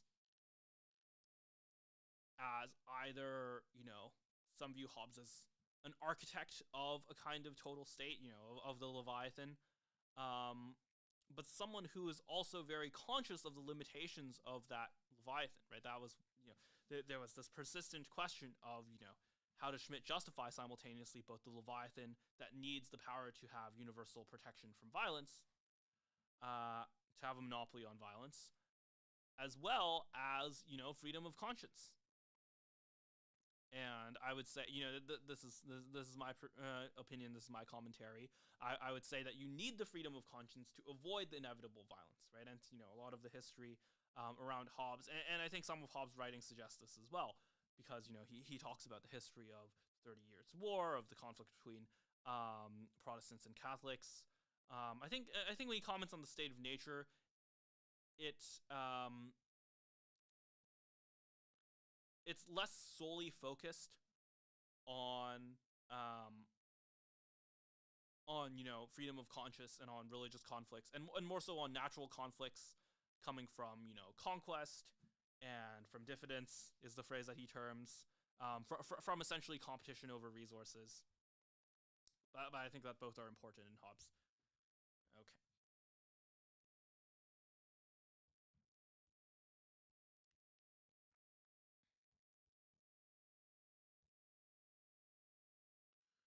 So of the works, this is Concept of the Political is the one that I think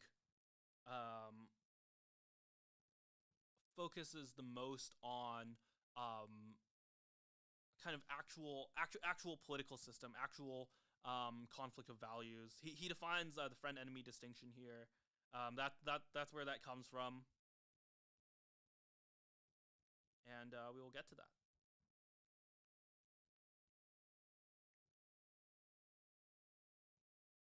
As a rule, Schmitt's style does not suffer from the usual problems one encounters in what is generally known as the professional German. Yes, the German philosophers, famously difficult to translate.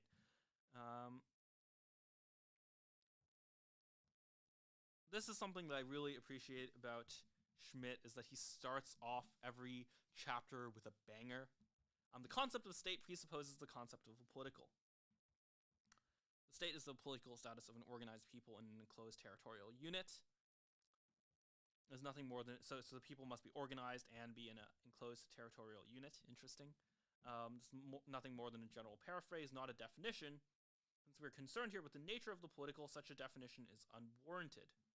So this is kind of not a prescriptive text, but is an observational text. It's a positive text.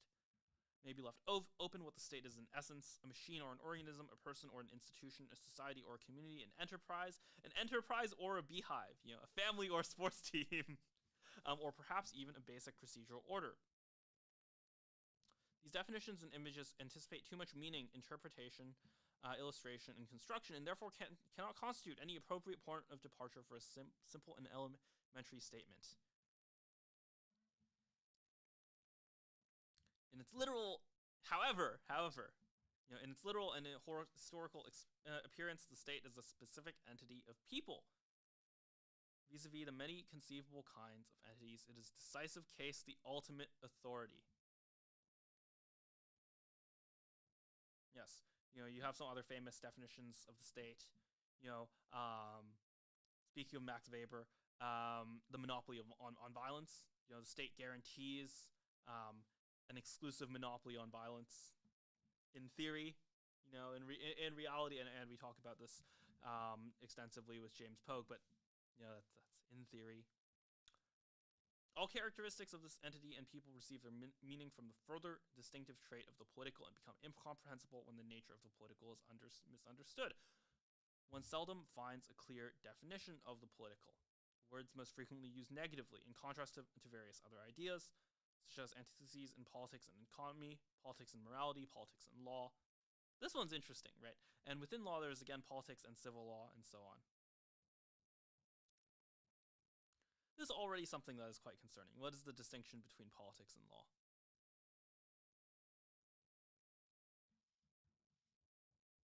Oh, that did not open a new tab. Okay. I can't click on this either. What happens if I... Amazing. I just lost a page. Okay. It was 19 on the actual tab numbers. There we are. So you have this classic Schmitt thing of, observing the kind of political or professional descriptions of the political.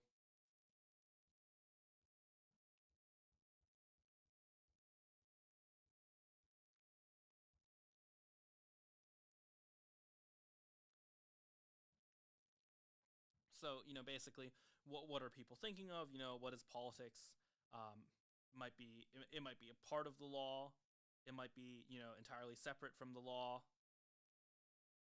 People think of politics as, something that feeds into the law, something that expresses, expresses the will of some group, whether it's a faction, whether it's, the public, whether it's some faction of elites. And such accommodating definitions serve the league and needs of legal practice. They do not aim at a general definition of the political.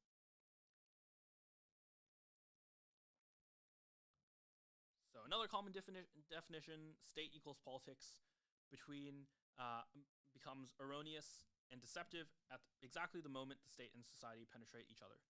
So state equals politics. Politics is when the government does things. It becomes erroneous and deceptive at when state and society penetrate each other. What had been at that point affairs of state become therefore social matters, thereby social matters, and vice versa. What had been purely social matter becomes affairs of state, as it must necessarily occur in a democratically organized unit. So we saw this with, many pop stars performing for, Kamala Harris.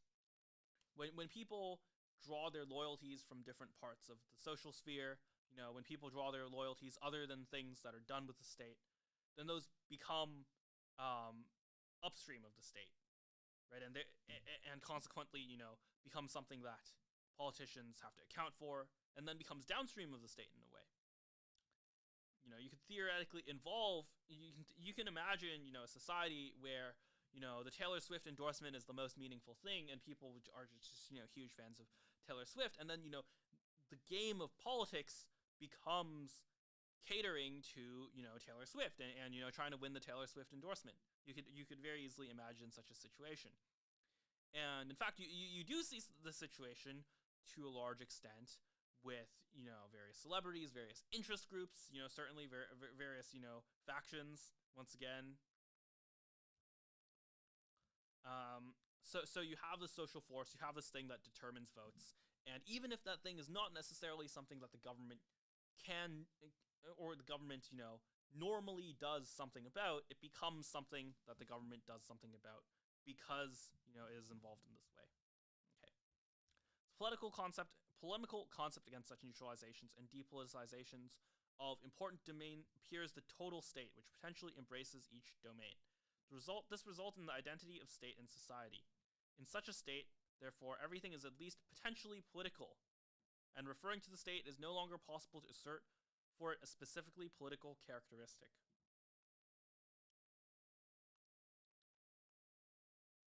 I understand what he's saying here, but basically, these distinctions are not so clean.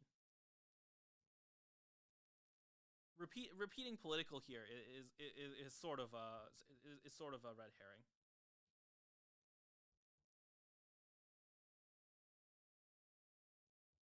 Yeah, so basically you have all of these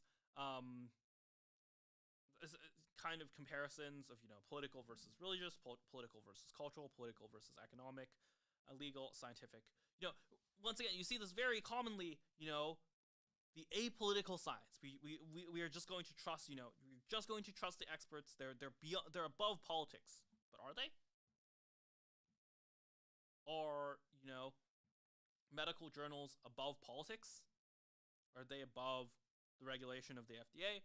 Are they above, the influence of the NSF through grants? Are they above even just the social pressure that is downstream of political movements?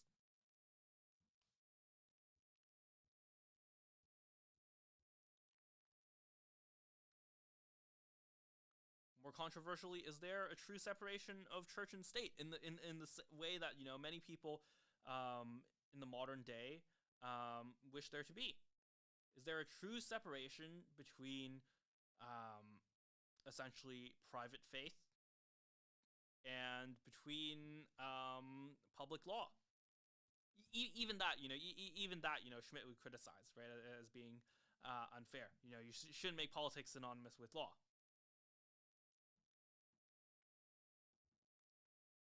But, law is intermixed with politics. Politics is intermixed with religion. It becomes once again very difficult to separate these things.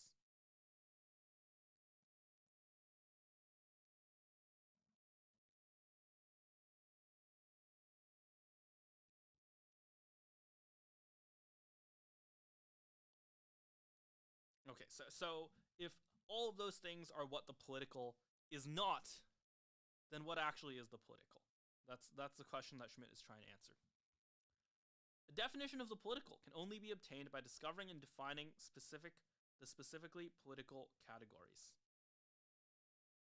Political has its own criteria. They express themselves in a characteristic way.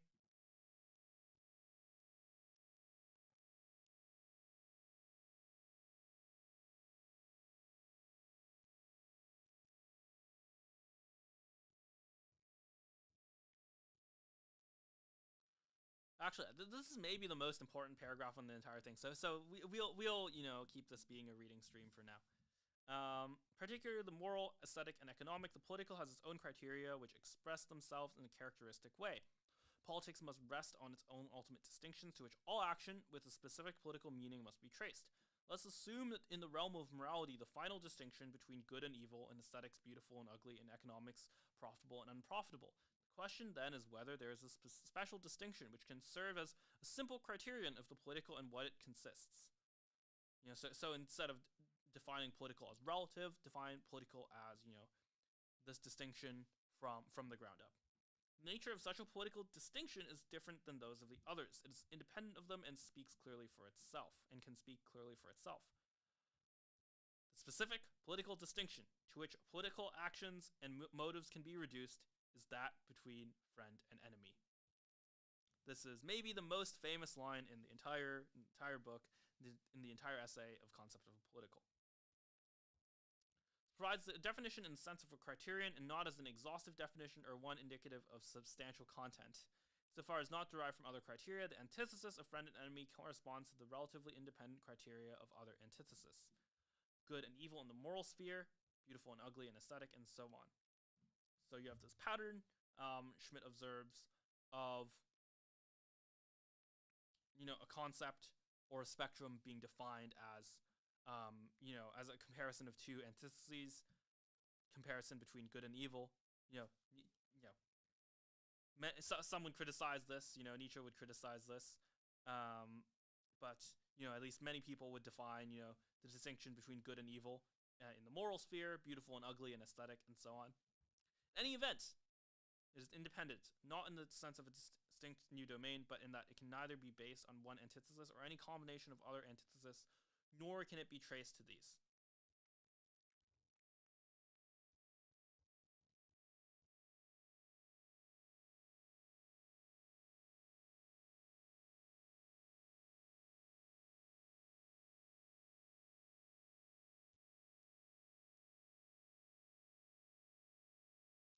Okay, so this is he is basically like very thoroughly saying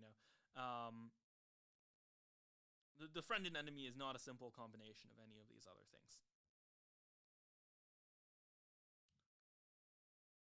Why is this? Only the actual participants can correctly recognize, understand, and judge the concrete situation and settle the extreme case of conflict.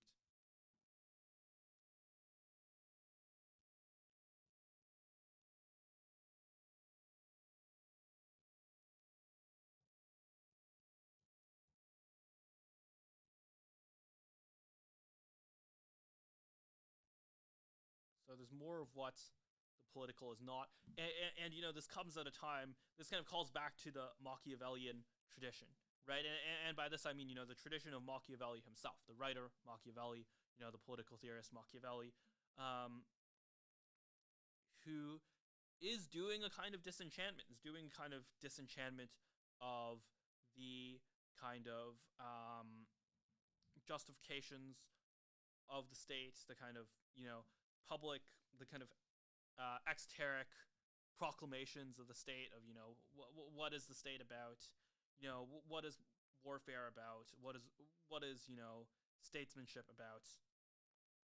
And in a way, Schmitt is doing some of these things. He's pointing out all these other things that tend to bound up, that people tend to bound up in, that people tend to bound up in and end up attaching themselves to as a political motivation. And he's saying no, actually politics is not any of these. You can tell by the distinctions that they have. He goes through each of these examples: aesthetics, morality. You can see someone as a political enemy, but they're not. You can see someone as morally evil, but they're not always a political enemy, and vice versa. Same thing with aesthetics, so on.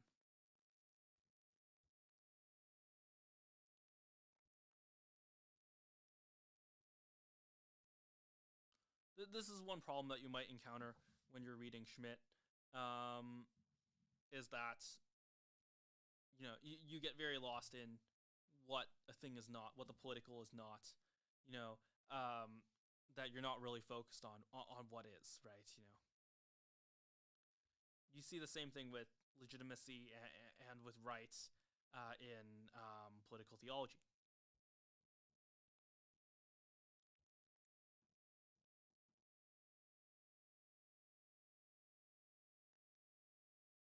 Okay. The enemy is not merely a competitor or any partner of a conflict. It is also not the private adversary whom one hates. Very important.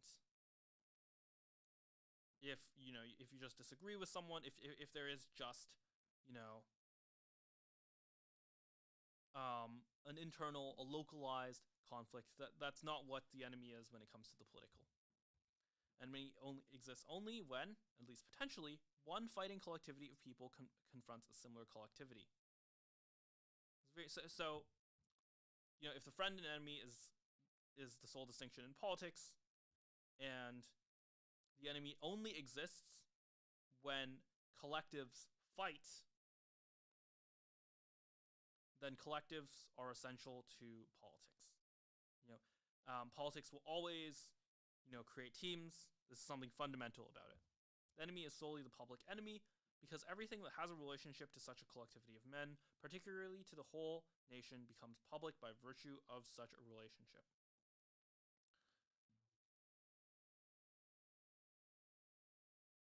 This is also something that I could comment pretty extensively on. I would just say there's this phrase that kind of people who are pro censorship use called the whole of society framework, and what that basically means is that people should encourage censorship in the whole of society. They should encourage news organs to censor. They should encourage social media sites to censor. They should encourage banks to censor. And all of this is to from their perspective to do war with the Russian trolls, and to other foreign actors, foreign influence, so on. At least idealistically, idealistically, that's what you're supposed to do. And there is actually a logic of the expansion of the state that leads to this.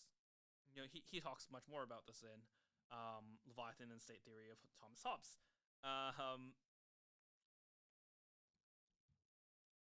I think that another, and we'll get to this with Strauss's commentary, there's a metaphysical step that leads to this as well. And what is that metaphysical step? It is that there is a hierarchy of kind of bundling and unbundling. There is a procedure you can do in which you take the thing that the state governs, you separate it down, you solve it at its atomic level, and you bind everything up. And that's the most effective way to do things. And you see this in enterprise, you see this in science, and you see this with varying degrees of effectiveness. Strauss is most critical of this in science because once again, he has the I've talked about this on like the last 3 streams. He has the metaphor of he has the parable of the worm. You cut up the worm into so many small pieces that any small piece tells you nothing about the entire worm. This is criticism of social science, and especially political science. And in the same way, if this is your machinery for running the state, is cutting things up into such small pieces, and then filing all these massive reports that tell you nothing about what the state should do as a whole, then you will govern according not to actually solving these problems, not to any kind of reason, but downstream of a kind of sentiment instead. And it's not just a random sentiment, but it's a sentiment that has to that already embraces this narrative, right? That already embraces this totalizing narrative. And the idea is, if you can't solve something, then you either haven't dissected it enough or you haven't expanded your domain enough.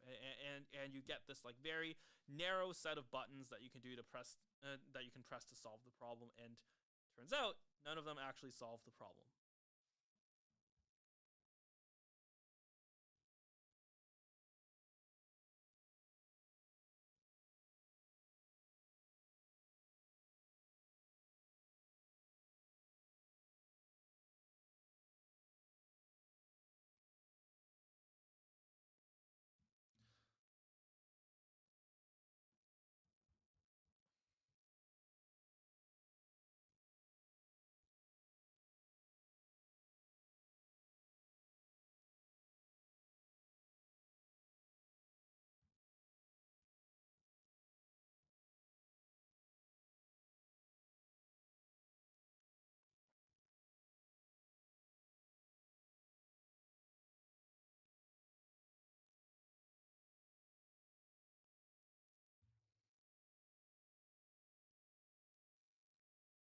Yeah, there's a kind of subtle Hobbesianism and viscerality to it. I think that people understand this pretty well intuitively now. That, well, yes and no. I think the people I know understand it pretty well, including people in software and in conservative politics and so on.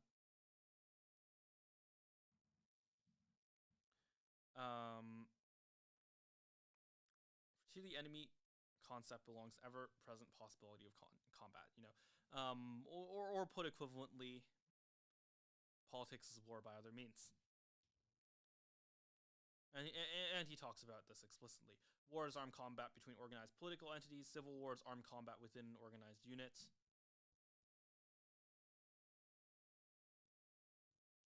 War follows from enmity. War is the existential negation of the enemy.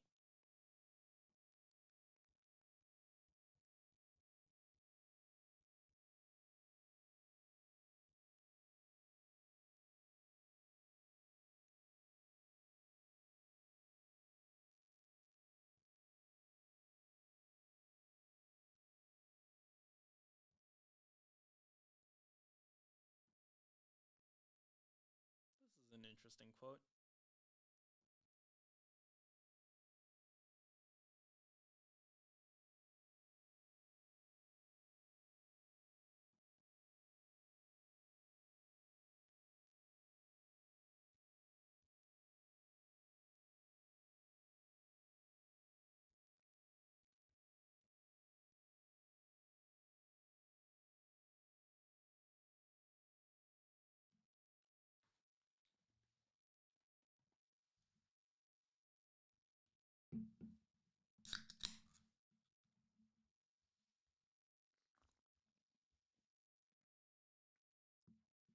I'm just going through and seeing if there's anything else to highlight before we go on to Schmidt's notes.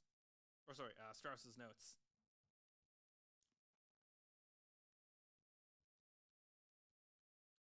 I trust you guys to read it. There are a lot of times when people will,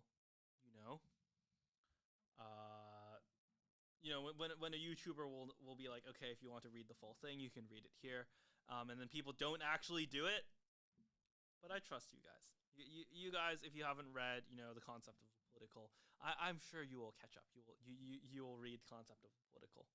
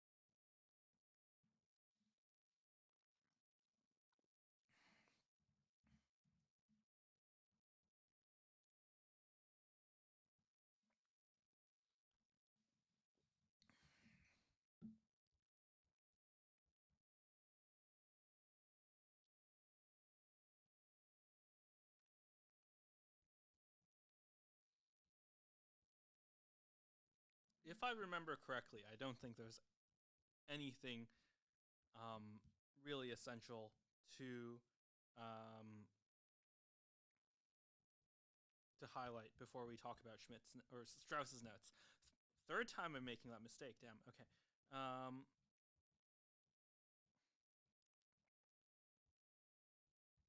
think it was 87. Oh wait, no. I have it open. I have it open in a new tab. Okay. Okay. Wonderful. Wonderful.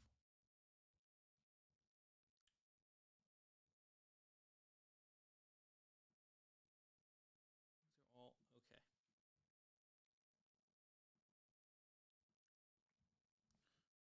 It's kind of hard to read.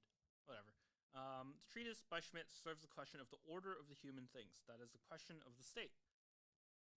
In view of the fact that in the present age the state has become more questionable than it has been for centuries or more, understanding the state requires a radical foundation, a simple and elementary presentation of what the basis of the state is, which means the basis of the political.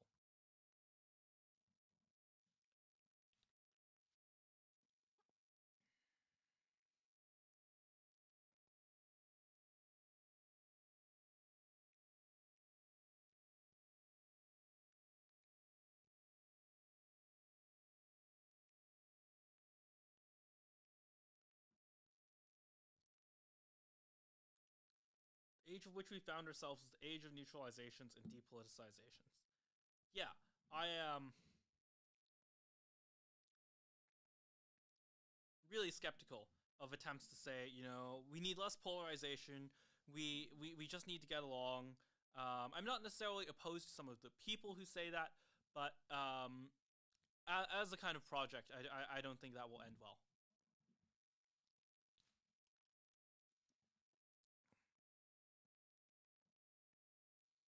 The phrase polarization is good for its own sake is sometimes attributed to me. I don't know if I've used those exact words, but in the specific context of, American politics, I agree with that. Polarization, understanding, how much human values differ, rejecting sort of,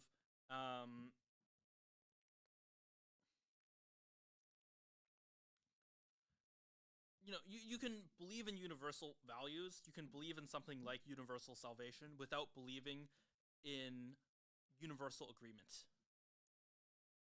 Universal agreement, universal kind of social harmony is just impossible. Or it is impossible without tyranny.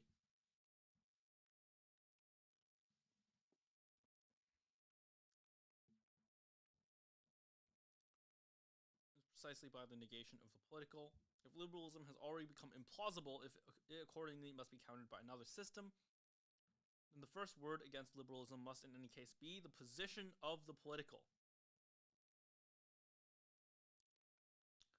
And here, here liberalism,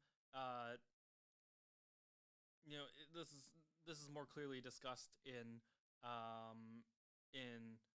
political theology.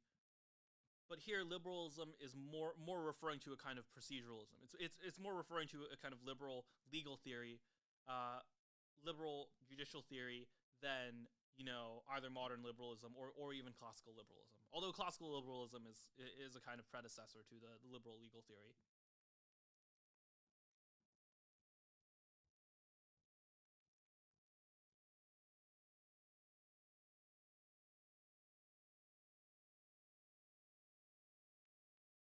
Yes, a lot of this is recapitulating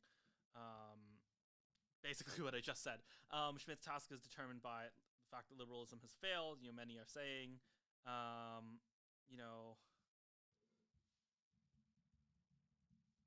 many are saying,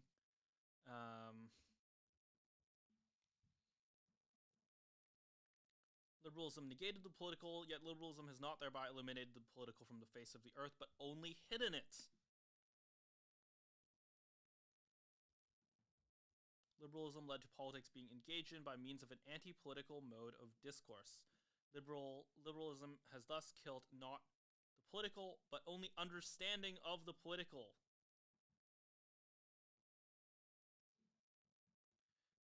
Now you'll get to see more of what I mean by, polarization is good for its own sake. Because I'm not saying, the lie of polarization is that, you're taking these people and you're changing their values to, really hate each other. It's just a social media algorithm. It's changing people's values. No. People actually just disagree. And the more people can understand that there are fundamental, natural religious disagreements between parts, between factions, between ideologies, between, biological dispositions. There are people who are predisposed towards, leftism, people who are predisposed towards rightism, whatever those things might mean to you. More to put it more, measurably, there are people predisposed towards, voting for the modern day Democrats and modern day Republicans. The more you understand that those differences are, many of those differences, not all, but many of those differences are irrevocable, and that, the more you embrace a Hobbesian rather than a Millian view of the state, the more you give yourselves an off-ramp, and the more you give everyone an off-ramp.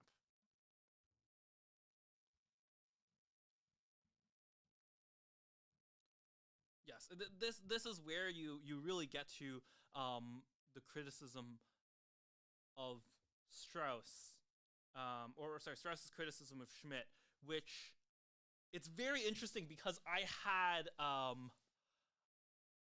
very similar. Oh, goodness. How much can I even talk about this? I had a very similar interaction with another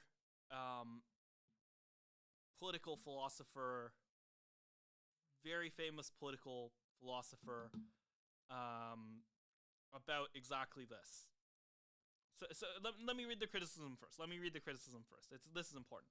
It is thus insufficient to establish as a fact that liberalism has failed to show how liberalism drives itself ad absurdum in every political action, to indicate that all good observers despaired of finding here any political principle or intellectual consistency, nor does it suffice to attain the insight that the manifest inconsistency of liberal politics is the necessary consequence of the fundamental negation of the political.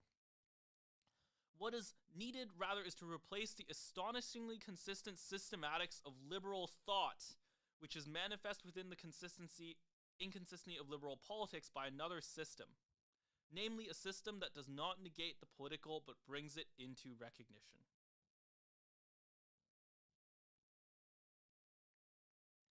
So here is what Strauss and Schmitt and I agree on, which is that, you kind of did this like Indiana Jones trick where you took a kind of fundamental political disagreement and you replaced it. You hit it so that it seemed like people didn't really disagree. You seemed like there was a consensus, the consensus. And now you're getting a return to political disagreement.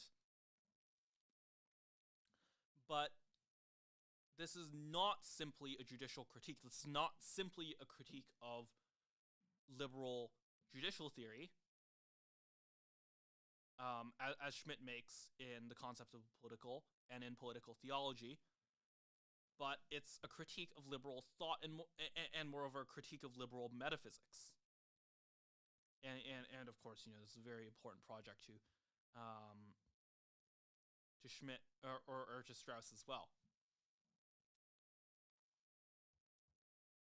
Schmitt is aware that the astonishingly consistent systematics of liberal thought has, despite all setbacks, still not been replaced in Europe today by any other system. And this awareness alone suffices to characterize the significance of his efforts, for with this awareness he stands wholly alone among the opponents of liberalism, who usually carry an elaborate unliberal doctrine in their pocket. In making this observation, Schmitt also points to the basic difficulty of his own investigation. Also, if it is true that the systematics of liberal thought has still not been replaced in Europe today by another system, it is expected that he, too, will be compelled to make use of liberal thought in the presentation of his views. The tentativeness of Schmitt's statements results from that compulsion. Schmitt himself explicitly says so. He wants to do more than to delimit theoretically an immense problem. The theses of his text are conceived as a point of departure for objective discussion. Foregoing engenders the critic's duty to pay more attention to what distinguishes Schmitt from the prevailing view than to respects in which he merely follows the prevailing view. This sort of, so the most famous line about this is, of course, the most famous line summarizing this is that Strauss critiques Schmitt as still being too liberal. And, from my perspective, having still a very liberal metaphysics. And more specifically, I would say, many people are asking why I do not like J.S. Mill specifically. A lot of what people remember about J.S. Mill, is just the Trident. Is just like that J.S. Mill likes free speech. And speaking of the Trident, he even talks about this, I talk about this in my, in my sort of mention of the Trident as well. It is about, finding the truth. It is about, I should just summarize. Let me actually just read this. Mill Trident. Okay. The fire summary is great. Okay. Mill recognized, so this is John Stuart Mill. Mill recognized there are only three possibilities in an argument. You're wrong, in which freedom of speech allows people to correct you. You're partially correct, in which you need freedom of speech and contrary viewpoints to get you to help you be more correct. You're 100% correct, in which you still need people to argue to you so you can prove your point is true by defending them. Okay. Let me steelman this point first. This is like probably true. This is true for like a large number of just factual observational questions. This is true for like the gravitational constant. If you're trying to find out, whether it's 9.8 or 9.9, or if you're trying to find out, more of the decimal points, you should have people debate. You should have people, present their evidence, present their experiments, present their calculations, and if you're wrong, then that'll allow you to correct it. If you're partially correct, you have 9.8, but you don't have the rest of the decimal points, you'll get more decimal points. And if somehow you figured out all of the decimal points, you have some function that finds all of the decimal points, then you can publish it in some kind of scientific journal. So there's a point of view, and there was a time in history where people really thought morality was like this as well. I think that legacy is fading. I think that legacy still exists in some of the kind of anti-disinformation crowd. That still exists in some of the kind of neo-Fukuyamans, which is already a very funny phrase, right? There are neo-Fukuyamans, and Fukuyama is really like a neo-Kojevian, and Kojevian is really a neo-Hegelian, right? So you have all you have the torch passed from Hegel to Kojev, kind of through Marx, but kind of Kojev is also a rejection of Marx, or a moving away from Marx. As a champion of Hegel, into Fukuyama, into a lot of people on Twitter. But I shouldn't get distracted, because this is a very important point, and this is the core of my philosophical project. What is the post not just liberal in the kind of economic or political systems, but liberal in a metaphysical sense system? What is the post J.S. Mill system for talking about what is true? Because I think that, people are going to be tempted to go back to the Tyler article already. People are going to be tempted to have one way of approaching both moral and factual questions, both positive and normative questions. That is just going to happen, especially on a political level, especially in a democracy. If this is what you think about, the gravitational constant, people are going to apply this to, systems of politics, of whether you should support Democrats or Republicans, of whether God exists. People are not really going to have a consistent conception or a consistent distinction of, positive measurements and of divine revelation. Oh, there is... Should I explain again what I mean by divine revelation? I literally mean divine revelation. Moving on. Moving on. But no, this is my philosophical project. This is why I think it's so important to return to Hobbes and to kind of win the classical liberal civil war of Hobbes against Mill. And a lot of people will say, what do you mean win? You lost. Take the L. The Hobbesians lost. And this is kind of true. The Hobbesians did kind of lose. But, this is the great thing about philosophy, is that, you can be friends with dead people, you can be friends with dead philosophers, and you can, in fact, even, fight a war alongside dead people.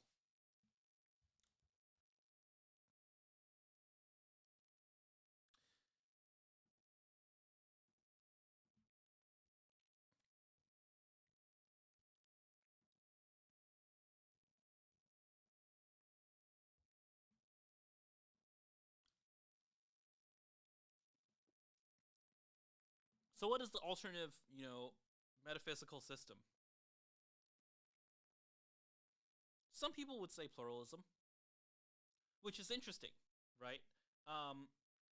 You could look at it from a kind of Hobbesian pluralism, right? A pluralism that not comes from that doesn't come from the million, the millenarianism.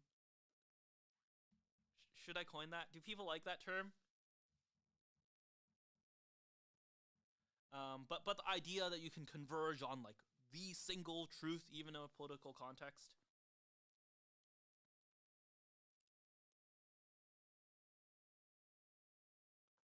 Or is it a kind of Hobbesian pluralism where, once again, I'm repeating this from the beginning of the stream, but I think it's important that the Catholic thinks the Protestant is a heretic, and the heretic thinks the Protestant thinks the Catholic is a heretic, and the Catholic thinks that the Protestant is a heretic. And yet, they don't think, and clearly, they've seen these debates and these actual wars ravage for hundreds of years, and note that this does not resolve the problem. Instead, you're at a kind of equilibrium. You're at an equilibrium of peace because you both hate the state of war more.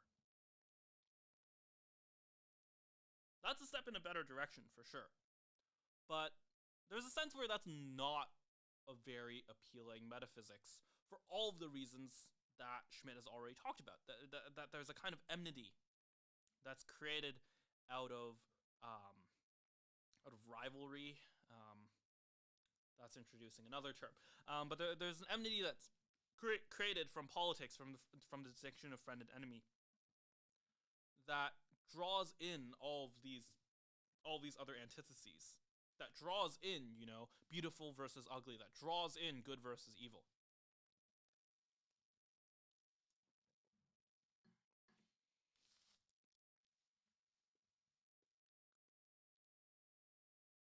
And a lot of the time, it results in either hate or envy. This is a kind of partition that I find extremely valuable. Which is like,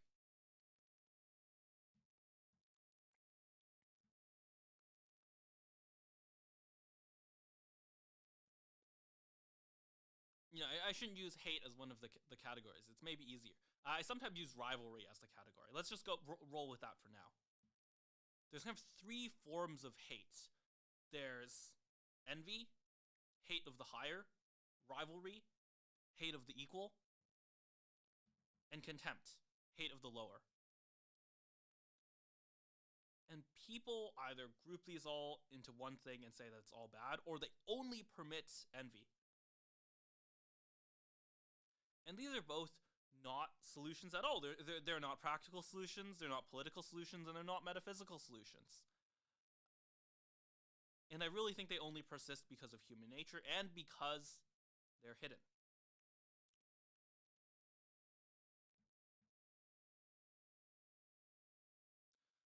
Contempt lets you do something very interesting, which is develop a kind of inevitability. Let me tell you what I mean by that. So there's a fundamentally interesting way where, let me start with a few examples. If you're making a stock trade, if you're making just like you're just simply selling or buying a stock, both people involved in the transaction think the other guy is kind of a sucker. And this is not just in markets. This is not just libertarianism. There are other ways where this manifests, but some of the libertarian examples are just the most convenient and the most universally recognized. If I think that Nvidia stock is going to double tomorrow, you think it's going to crash, I'll buy all of the Nvidia stock, and you can like short some of it as well, and we can just keep going, and we can be like very very highly levered on this. We can bet our life savings on all of this, and tomorrow one of us is going to be proven correct. It's either going to go up or it's going to go down. Maybe it'll stay the same, but one of us will benefit from the trade, and one of us will lose out. And at the moment of making the trade, we both think the other guy is kind of a sucker. We're not doing this out of generosity. And you can say it's not as strong of an emotion as contempt. You wouldn't say you have contempt for the guy who you think is going to lose money and who you're going to basically take money from. But it's a sort of competition, and you think that, you know, you're on the better end of this competition. You think that you are a better trader than them. That's why you're making the trade.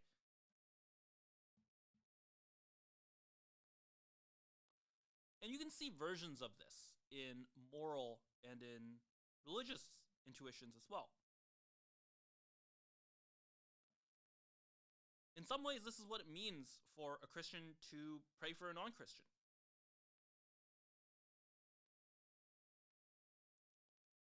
To believe that, you know, through providence, through revelation, through, you know, events in your life, God will bring you to Christ. And, you know, I won't convert you by the sword, but I will pray for you. This is something that's more one-sided. You know, very few Christians would say that it comes from contempt, and I agree that it doesn't invoke, you know, nearly anything like the emotional resonance of the term contempt. We can argue on definitions later, or you know, wording later. But it comes from this, not quite rivalry, but it comes from this kind of antagonism where you think that they are below you. They are missing out. They are weaker than you in some way. In the case of the stock trader, that's in, you know, intelligence or in, you know, foresight. The case of the Christian, it is, you know, spiritual and metaphysical. And and by doing so, you're kind of removing yourself from envy and you're removing yourself from rivalry. This is very important.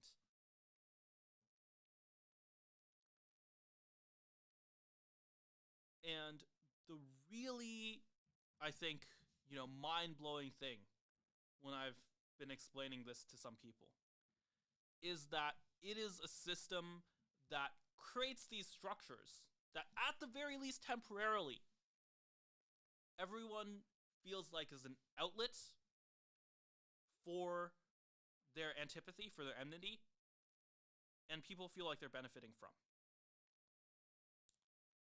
Once again, go back to the example of the stock trader. Both people, the guy buying the stock and the guy selling the stock, thinks that they've, you know, suckered the other person. You've really gotten a good deal for yourself. You've really, you know, you're taking candy from a baby. Of course, there are narrower trades where people think they're only making a tiny bit, and, you know, they think that, you know, they're positive expected value, but they could still lose money. But, you know, that's still a smaller microcosm of the same thing. Otherwise, you wouldn't be making the deal. And in that moment, you are, in a way, both getting something really good from a form of enemy. Maybe enemy isn't quite the right term here. Competitor maybe is more useful. Although that kind of sounds too similar to rivalry, and I mean something very distinct from rivalry, which you know comes from Girard. I mean specifically competitors that are, you know, roughly equal. And you know, Girard has a lot to say about that. Girard has a lot to say about competitors who are roughly equal.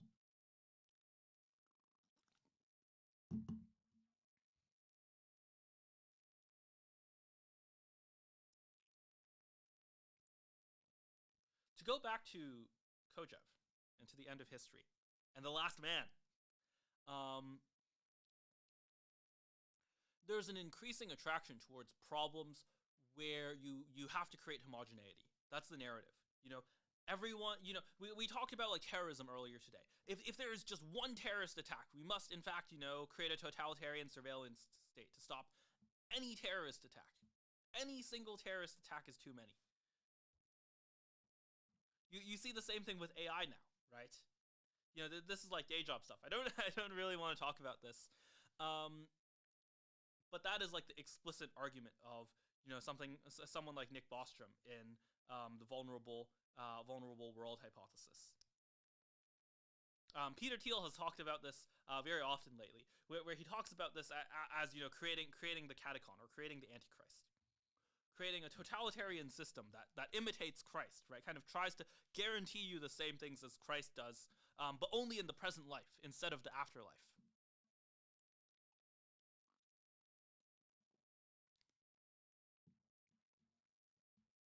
And the problem of this is, first of all, it creates a system that no one actually wants to live in. It creates a totalitarian police state. But what's more, and this is something that I really want to make clear, I do not just hate homogenization, or have contempt for homogenization, because it creates a totalitarian police state.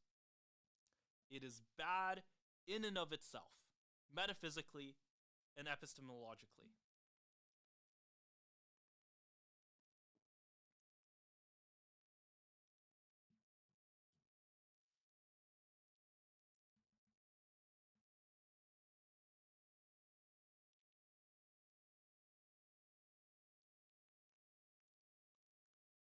What is a metaphysical system that lets people be wrong? Some people would say democracy. There's a famous quote that's, the best thing about democracy is not what it does with the people who win, but what it does with the people who loses. You could say science. Some papers, sometimes you just don't clear. You just fail to produce the evidence. Other studies, fail to replicate. You get the evidence once, but it's not consistent. Could have been fraudulent, or could have just been, wrong, or conducted poorly, or just exceptional, or just unlucky. Those are narrow systems where people can be wrong. In some cases, the market also. At least in the moment, you can be wrong. Although, you if you're wrong too many times, you'll run out of money to gamble with. But the system where you can be wrong, and being wrong doesn't lead you to either grab more power, or to engage in envy to hide that wrongness, to engage in homogeneity to hide that wrongness. That is the metaphysical system that answers, I think, many of the questions that Strauss raises to Schmitt here.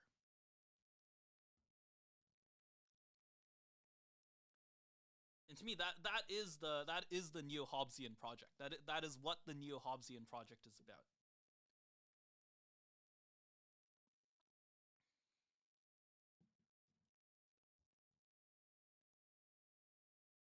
This is a very productive stream. This is shockingly productive. No one's like listening to this, but like this is amazing. Schmitt expressly desists from providing an exhaustive definition of the political. Did I read this already? It feels like I read this already.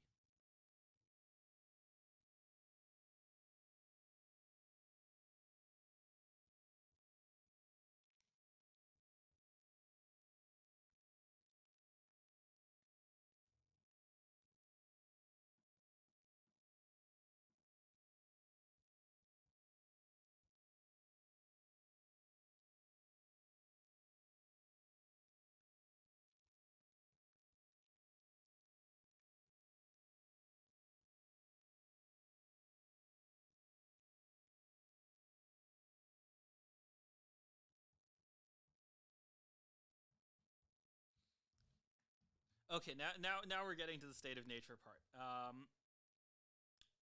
I don't know if I'm really ready to comment to give some commentary on this.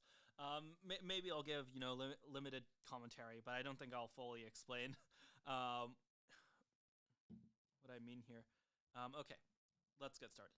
To be sure, the state of nature is defined by Schmitt in a fundamentally different fashion than it is by Hobbes. For Hobbes is a state of war of individuals. For Schmitt is the state of war of groups, especially of nations.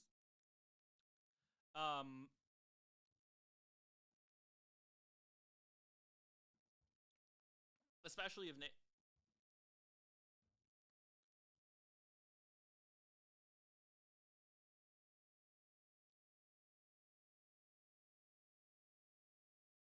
this is fair.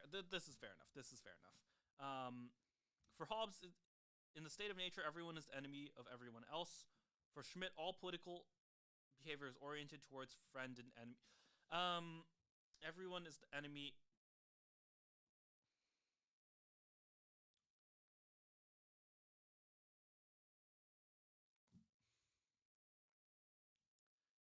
Yes and no, right? He does use the phrase, the famous phrase, war of all against all. Um, but it's a contingent war, right? He gives examples of the state of nature of, murder by confederacy. He talks about this in we talked about this last time. He talks about this in Leviathan. Um, maybe the way you resolve this is everyone is the provisional enemy, but not the practical enemy, right? Your interest is always at odds with everyone else, but sometimes you can gang up together to kill this third person. Which is maybe the reason why this is very confusing, is that Hobbes also doesn't define the enemy in the same way that Schmitt defines the enemy. Hobbes might include, the private enemy in this understanding, whereas Schmitt expressly does not. This difference has its basis in the political intention of Hobbes' definition of the state of nature, for the fact that the state of nature is a state of war against all is supposed to motivate the abandonment of the state of nature. To the negation of the state of nature or the political, Schmitt opposes the position of the political. Granted, in Hobbes, there is no question of a total negation of the political. According to his doctrine, the state of nature continues, at least in the relationship between nations. And thus Hobbes' polemic against the state of nature as a state of war of individuals, which Schmitt implicitly adopts, is shown by his comment expressly following Hobbes on the relationship between protection and obedience. Very important in, Leviathan and the state theory of Thomas Hobbes. Does not need to question the political in Schmitt's sense. That is the natural character of the relationship of human groups. Okay, so there's this interesting distinction between the state of war of individuals and the state of war between nations that allows you to kind of brush aside this difference in definitions. Nevertheless, according to Schmitt, belongs to the essence of the political group that it can demand from the members of its own nation the readiness to die. The justification of this claim is at least qualified by Hobbes. In battle, he deserts the rank out of fear of his life, acts only dishonorably, but not unjustly. The state can justifiably demand from the individual only conditional obedience, namely an obedience that does not stand in contradiction to the salvation or preservation of the life of the individual. This caring of life is the ultimate basis of the state. There's a lot to say about this. It will be in my review of Natural Right and History. I'm really sorry, but I have not written that review, or I've not written fully that review. I am writing the part of the review about Strauss's critique of Hobbes now. And how much should I say about this? I don't know. I think it's pretty poorly formed at the moment. I don't know. It's important. It's important. I'll say that. And I take Strauss's critique really seriously. Although, you can expect someone calling themselves a neo-Hobbesian to disagree with Strauss about Hobbes. Therefore, while man is otherwise obliged to unconditional obedience, he's to unconditional.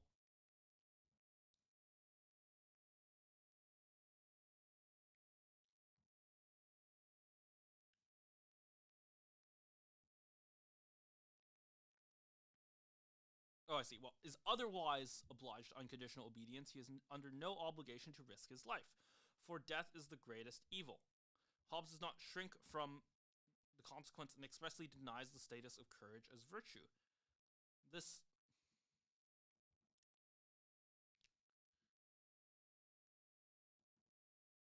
is death the greatest evil.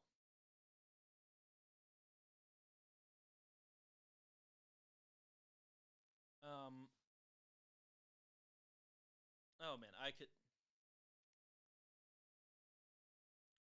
this is all very important to, setting up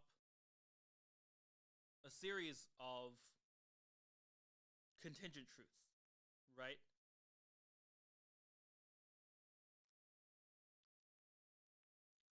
If it's all death and all power,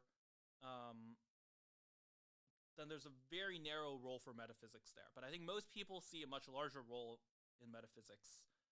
And I do think this is a genuine weakness of Hobbes,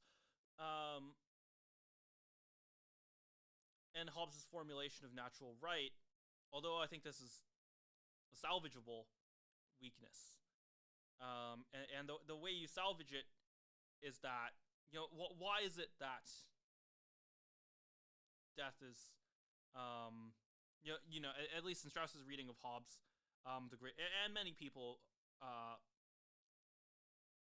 to be fair, the greatest evil for Hobbes.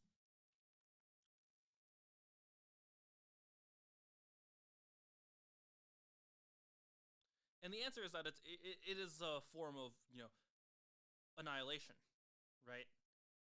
It is a form where, your beliefs, your exercise of power, everything just stops. And so if you have other goals, those things also just stop, right? So it's final. It is upstream of everything.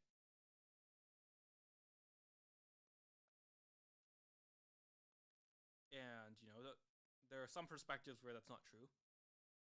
I don't think that's true in the Christian perspective, per se. Literally, Christ resurrects, right? So it's not always, and there is an afterlife.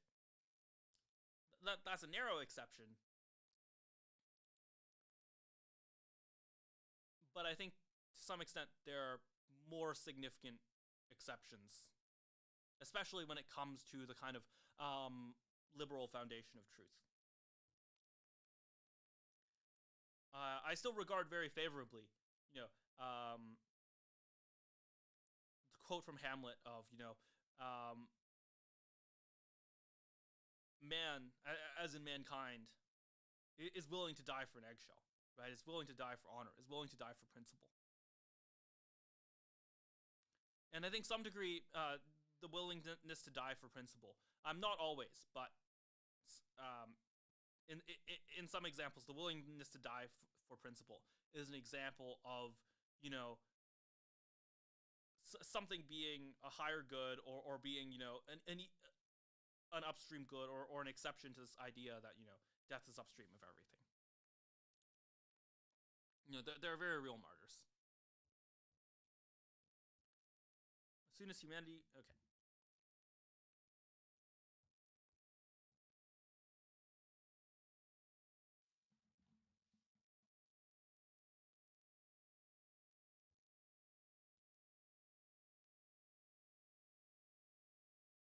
You can even see it in like Hobbes' freedom of conscience, right?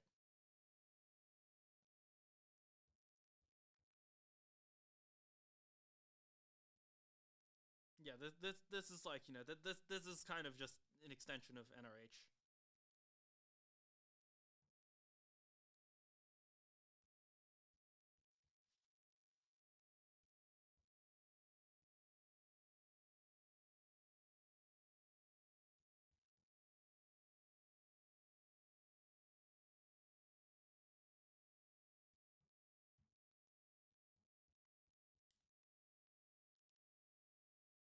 Kind of already covered what I wanted to talk about, and in my rare self-complimenting opinion, I think I covered it pretty well.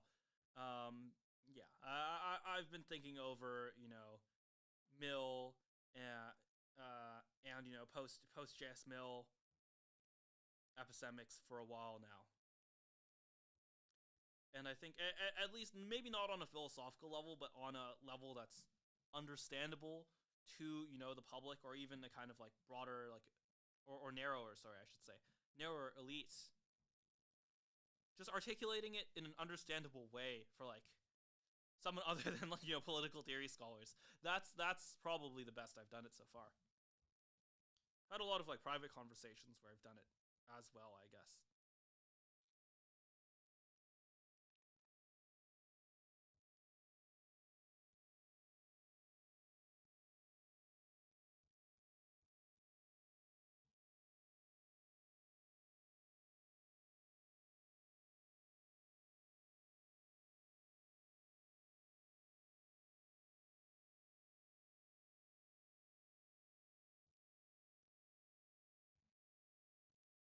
this is very. There's more like just NRH posting, just natural right in history posting. That yeah, you're just going to have to wait for the review. I'm sorry.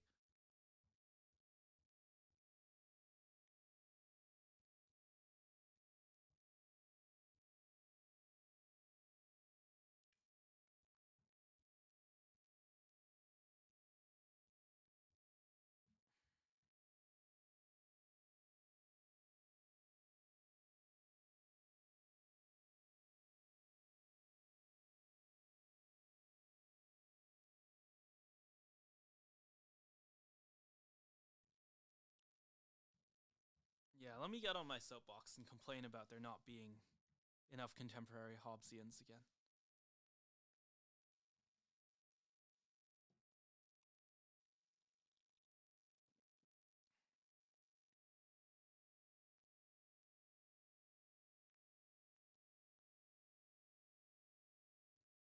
I think a lot of people are drawn into political theology. I mean more broadly. I don't just mean like the book Political Theology, but I mean like, thinking about political theory, thinking about, legitimacy, sovereignty, divine rights, without jumping into the war of Hobbes against Mill. And I think you have to. I think that is inevitable. I think that you just have to. It is otherwise, you will still be, too much of a million liberal.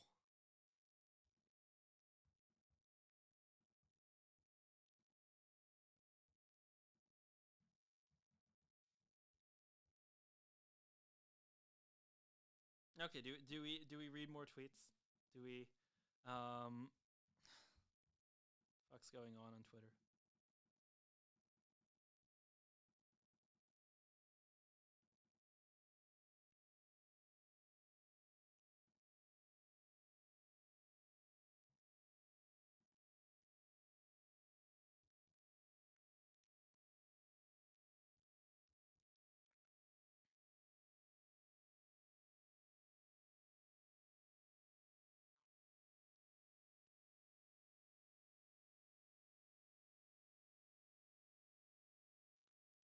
Oh, interesting.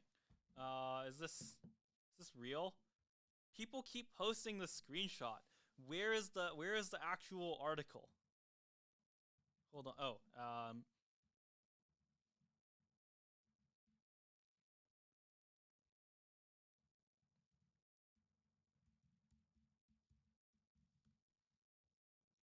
okay. Okay. So this is a real article. This is not just fake.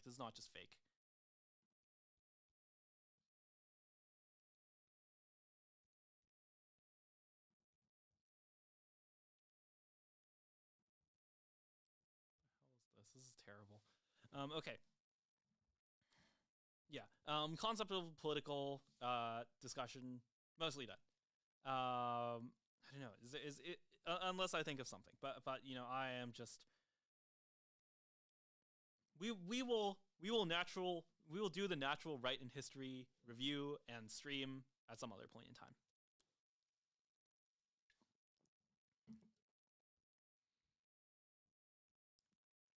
Okay.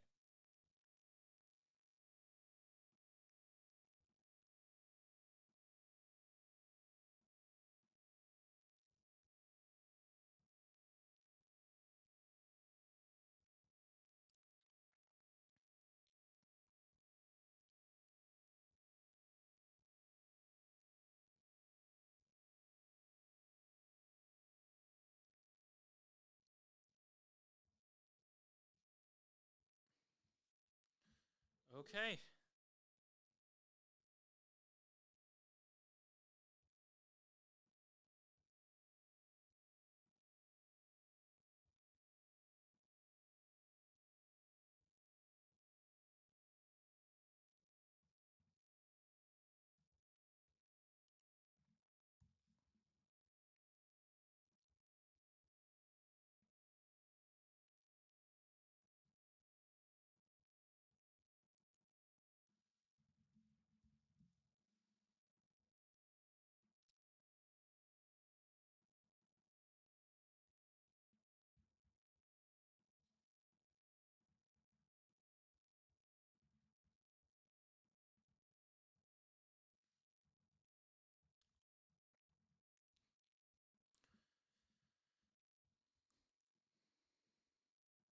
What else is going on Twitter?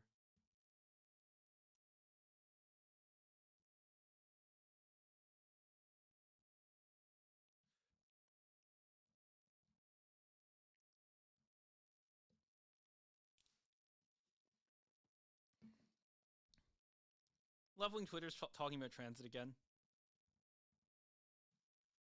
That's classic, I guess.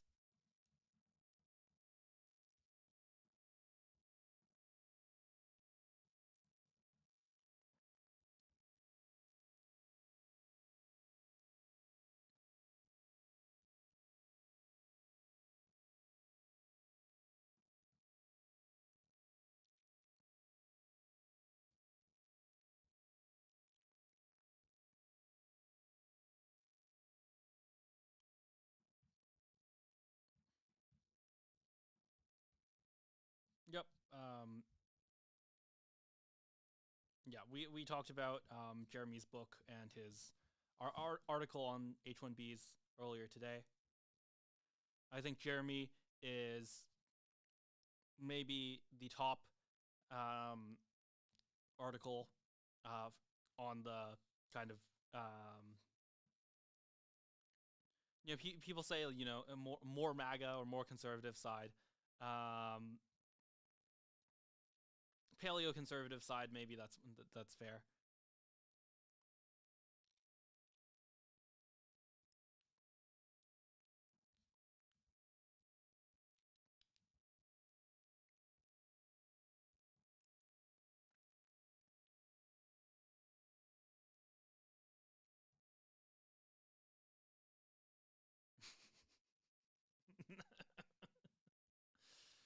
um, What's in places on HR functions, and why is this? It's just one long sentence. Should have nothing to do with. I am just like stylistically averse to this.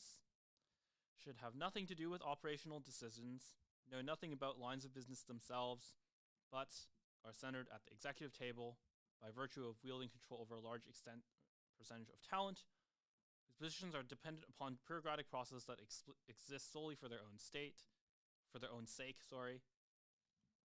This distracts a greater percentage of C-suite attention than it ever should have to in most firms, especially relative to key objectives, all to manage a single target of OPEX from salary.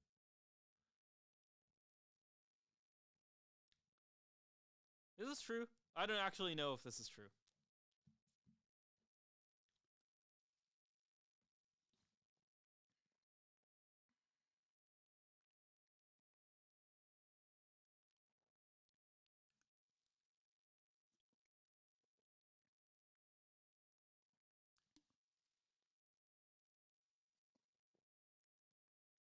Like, I just don't think this is a scarce. This is like a scarce power center. I know very few people who've, gained high positions in Silicon Valley through doing this. Like, DEI officers shouldn't exist, but that's not actually, a promising career path.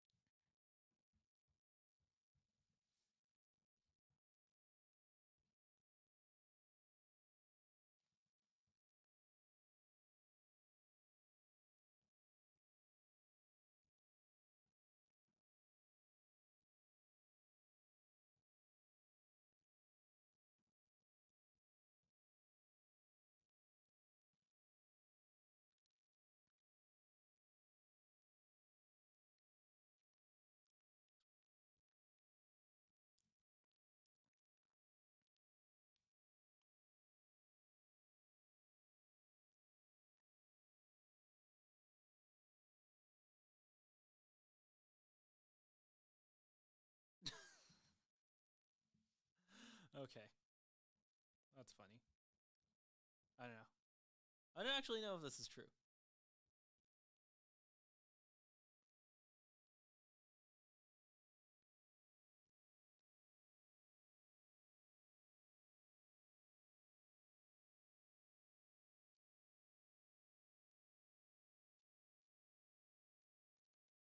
I don't know. I don't know anything about this person.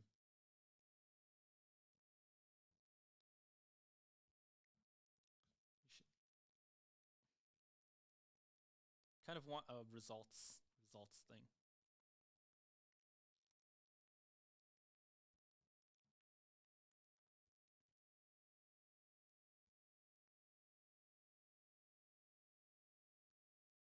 Okay, people are just other than the New York Post thing. I think people are done.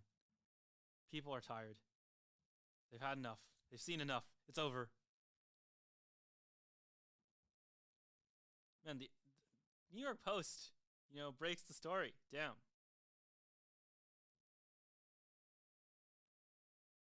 Is this really a more important story?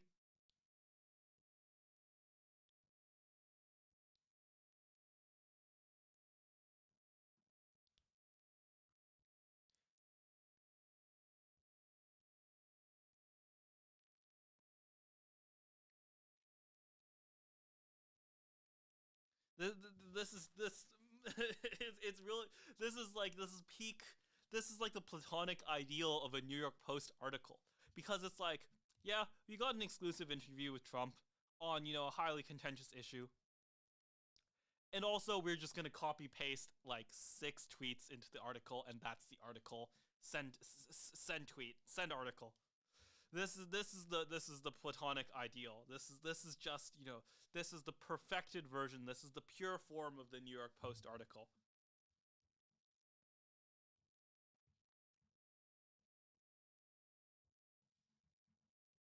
Wow, wow.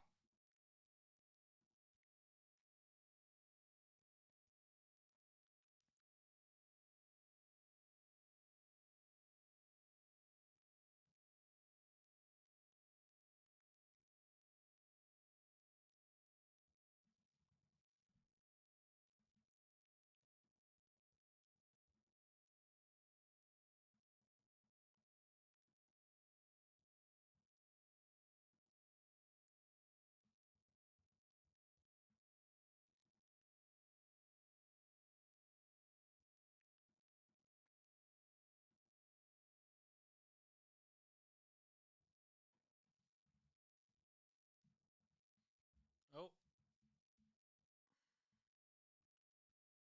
here's a tweet from Elon. I won't reproduce it directly. And okay. Suffice to say, it is strongly worded on the visas issue. Here is a summary of that debate. Much of it is about who should rise or fall in status. I have some simple, to the point, free advice for the Dodgers. The public is not always with you. Making your fight more public and putting it more on social media is no guarantee of victory, and indeed, it often boosts the chance you will lose or be stymied. Right now, there's an anti-immigration mood, for better or worse, in many countries. But how many voters, former immigrants aside, know what these different types of visas mean, or how many O1s are given out in a year? Yet, a lot of influential tech people and tech donors know this information pretty well. So in a non-public fight, you have a big advantage. Trump could maintain or up the number of O1 visas, or make other changes to please the tech people, and few MAGA voters would be very aware of this. But when you scream about the issue, make it a battle, in all caps, suddenly it becomes your pro-immigration sentiment versus anti-immigration sentiment of the voters. And that is a fight where it's very easy to lose. It becomes the current thing, and everyone's paying attention to the new status game. So please develop a better sense of when to keep your mouth shut and work behind the scenes. Do the Chamber of Commerce thing.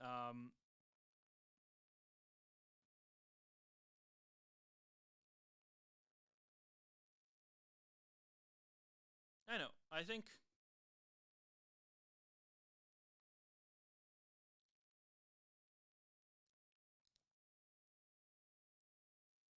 yeah. There's the question on whether to engage publicly, just on a political just on a kind of strategic perspective. There's the question of how to engage politically, versus whether to engage politically at all. Um,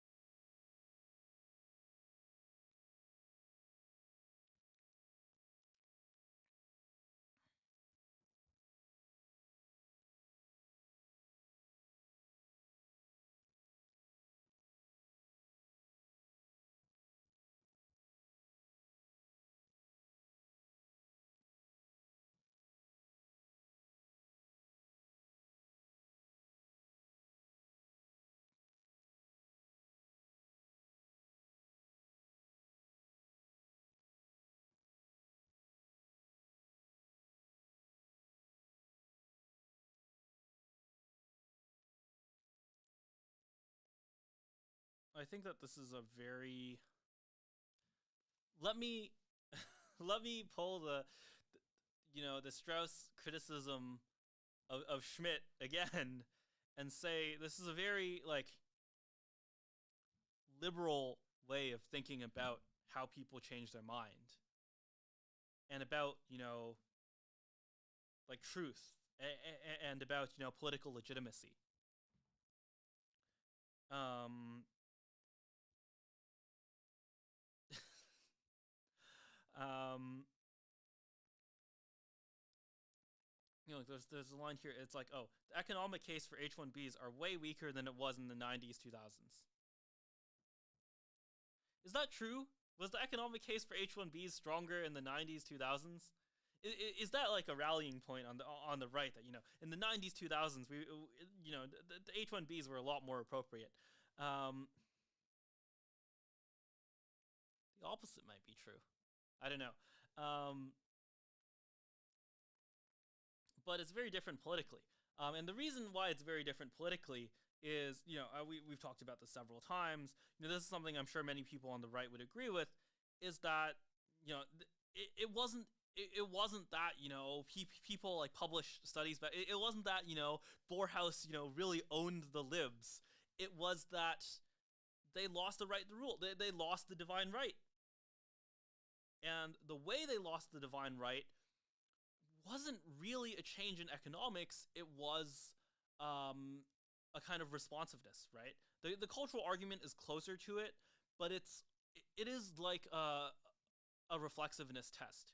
It's like, you test the government, you see if you vote for what you get, you see if the voters are really in charge, and the voters have had enough of realizing they're not in charge, because you got, I've said this several times on stream at this point, you got the Reagan amnesty, you got stuff like post-Brexit, you got stuff like, there are people who know this stuff better than me, but one of the immigration reform acts, or something titled that way, where time and time again, the historical pattern is, we're going to do something to crack down on bad forms of immigration, might be low-skill immigration, might be illegal immigration, so on. And in exchange, we're going to do some more like humanitarian measure. We're going to do an amnesty, or we're going to increase the amount of legal immigration. And mostly people just do the latter. This was definitely the case in the Reagan amnesty. This is definitely, the entire like career of Rishi Sunak, and even Boris Johnson, many like British Tories, post-Brexit. And it is a contempt of the voters. And that leads, there is no way to do that doesn't lead to inevitable loss of legitimacy and loss of sovereignty. At least not in a democracy. This is what I'm saying when I say, you need the kind of, you need the concept of divine right. Even like the Jordan Peterson version of this, right? The version where you believe in divine right even if you don't believe it's literally a divine right. Like you believe in that there's a social pattern, or like a human behavior that you call the divine right even if you don't call it the divine right. That's still an improvement.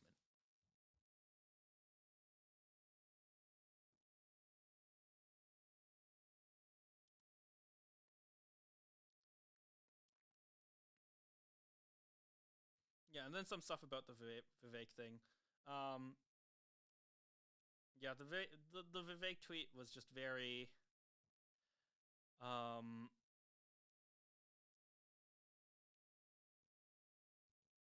it was bad. It was like really self-destructive. It probably single-handedly like shifted the debate against Vivek. Okay, we've read this already.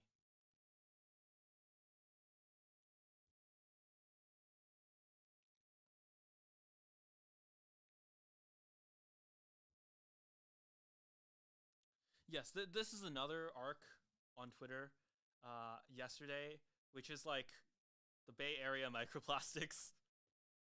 This is just like amazing content. You should read. I'm not reading the plastic spreadsheets on stream. Maybe we can scroll through it and we'll see if anything catches your eye. I'm not like reading like line by line the like microplastics spreadsheet.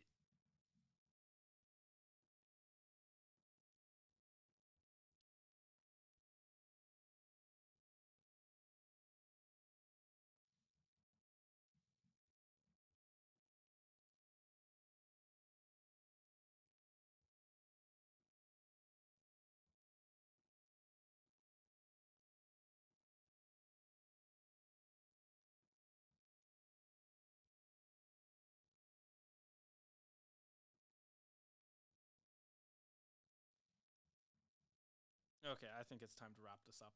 This was, I don't know, it was a slow start, but it got quite good. right, everyone. Thank you. And, if you like the video, like, comment, and subscribe. Really matters. Give us a thumbs up. All of the YouTube things. Recommend to a friend or an enemy. And hopefully you'll help them find something interesting and informative. See you.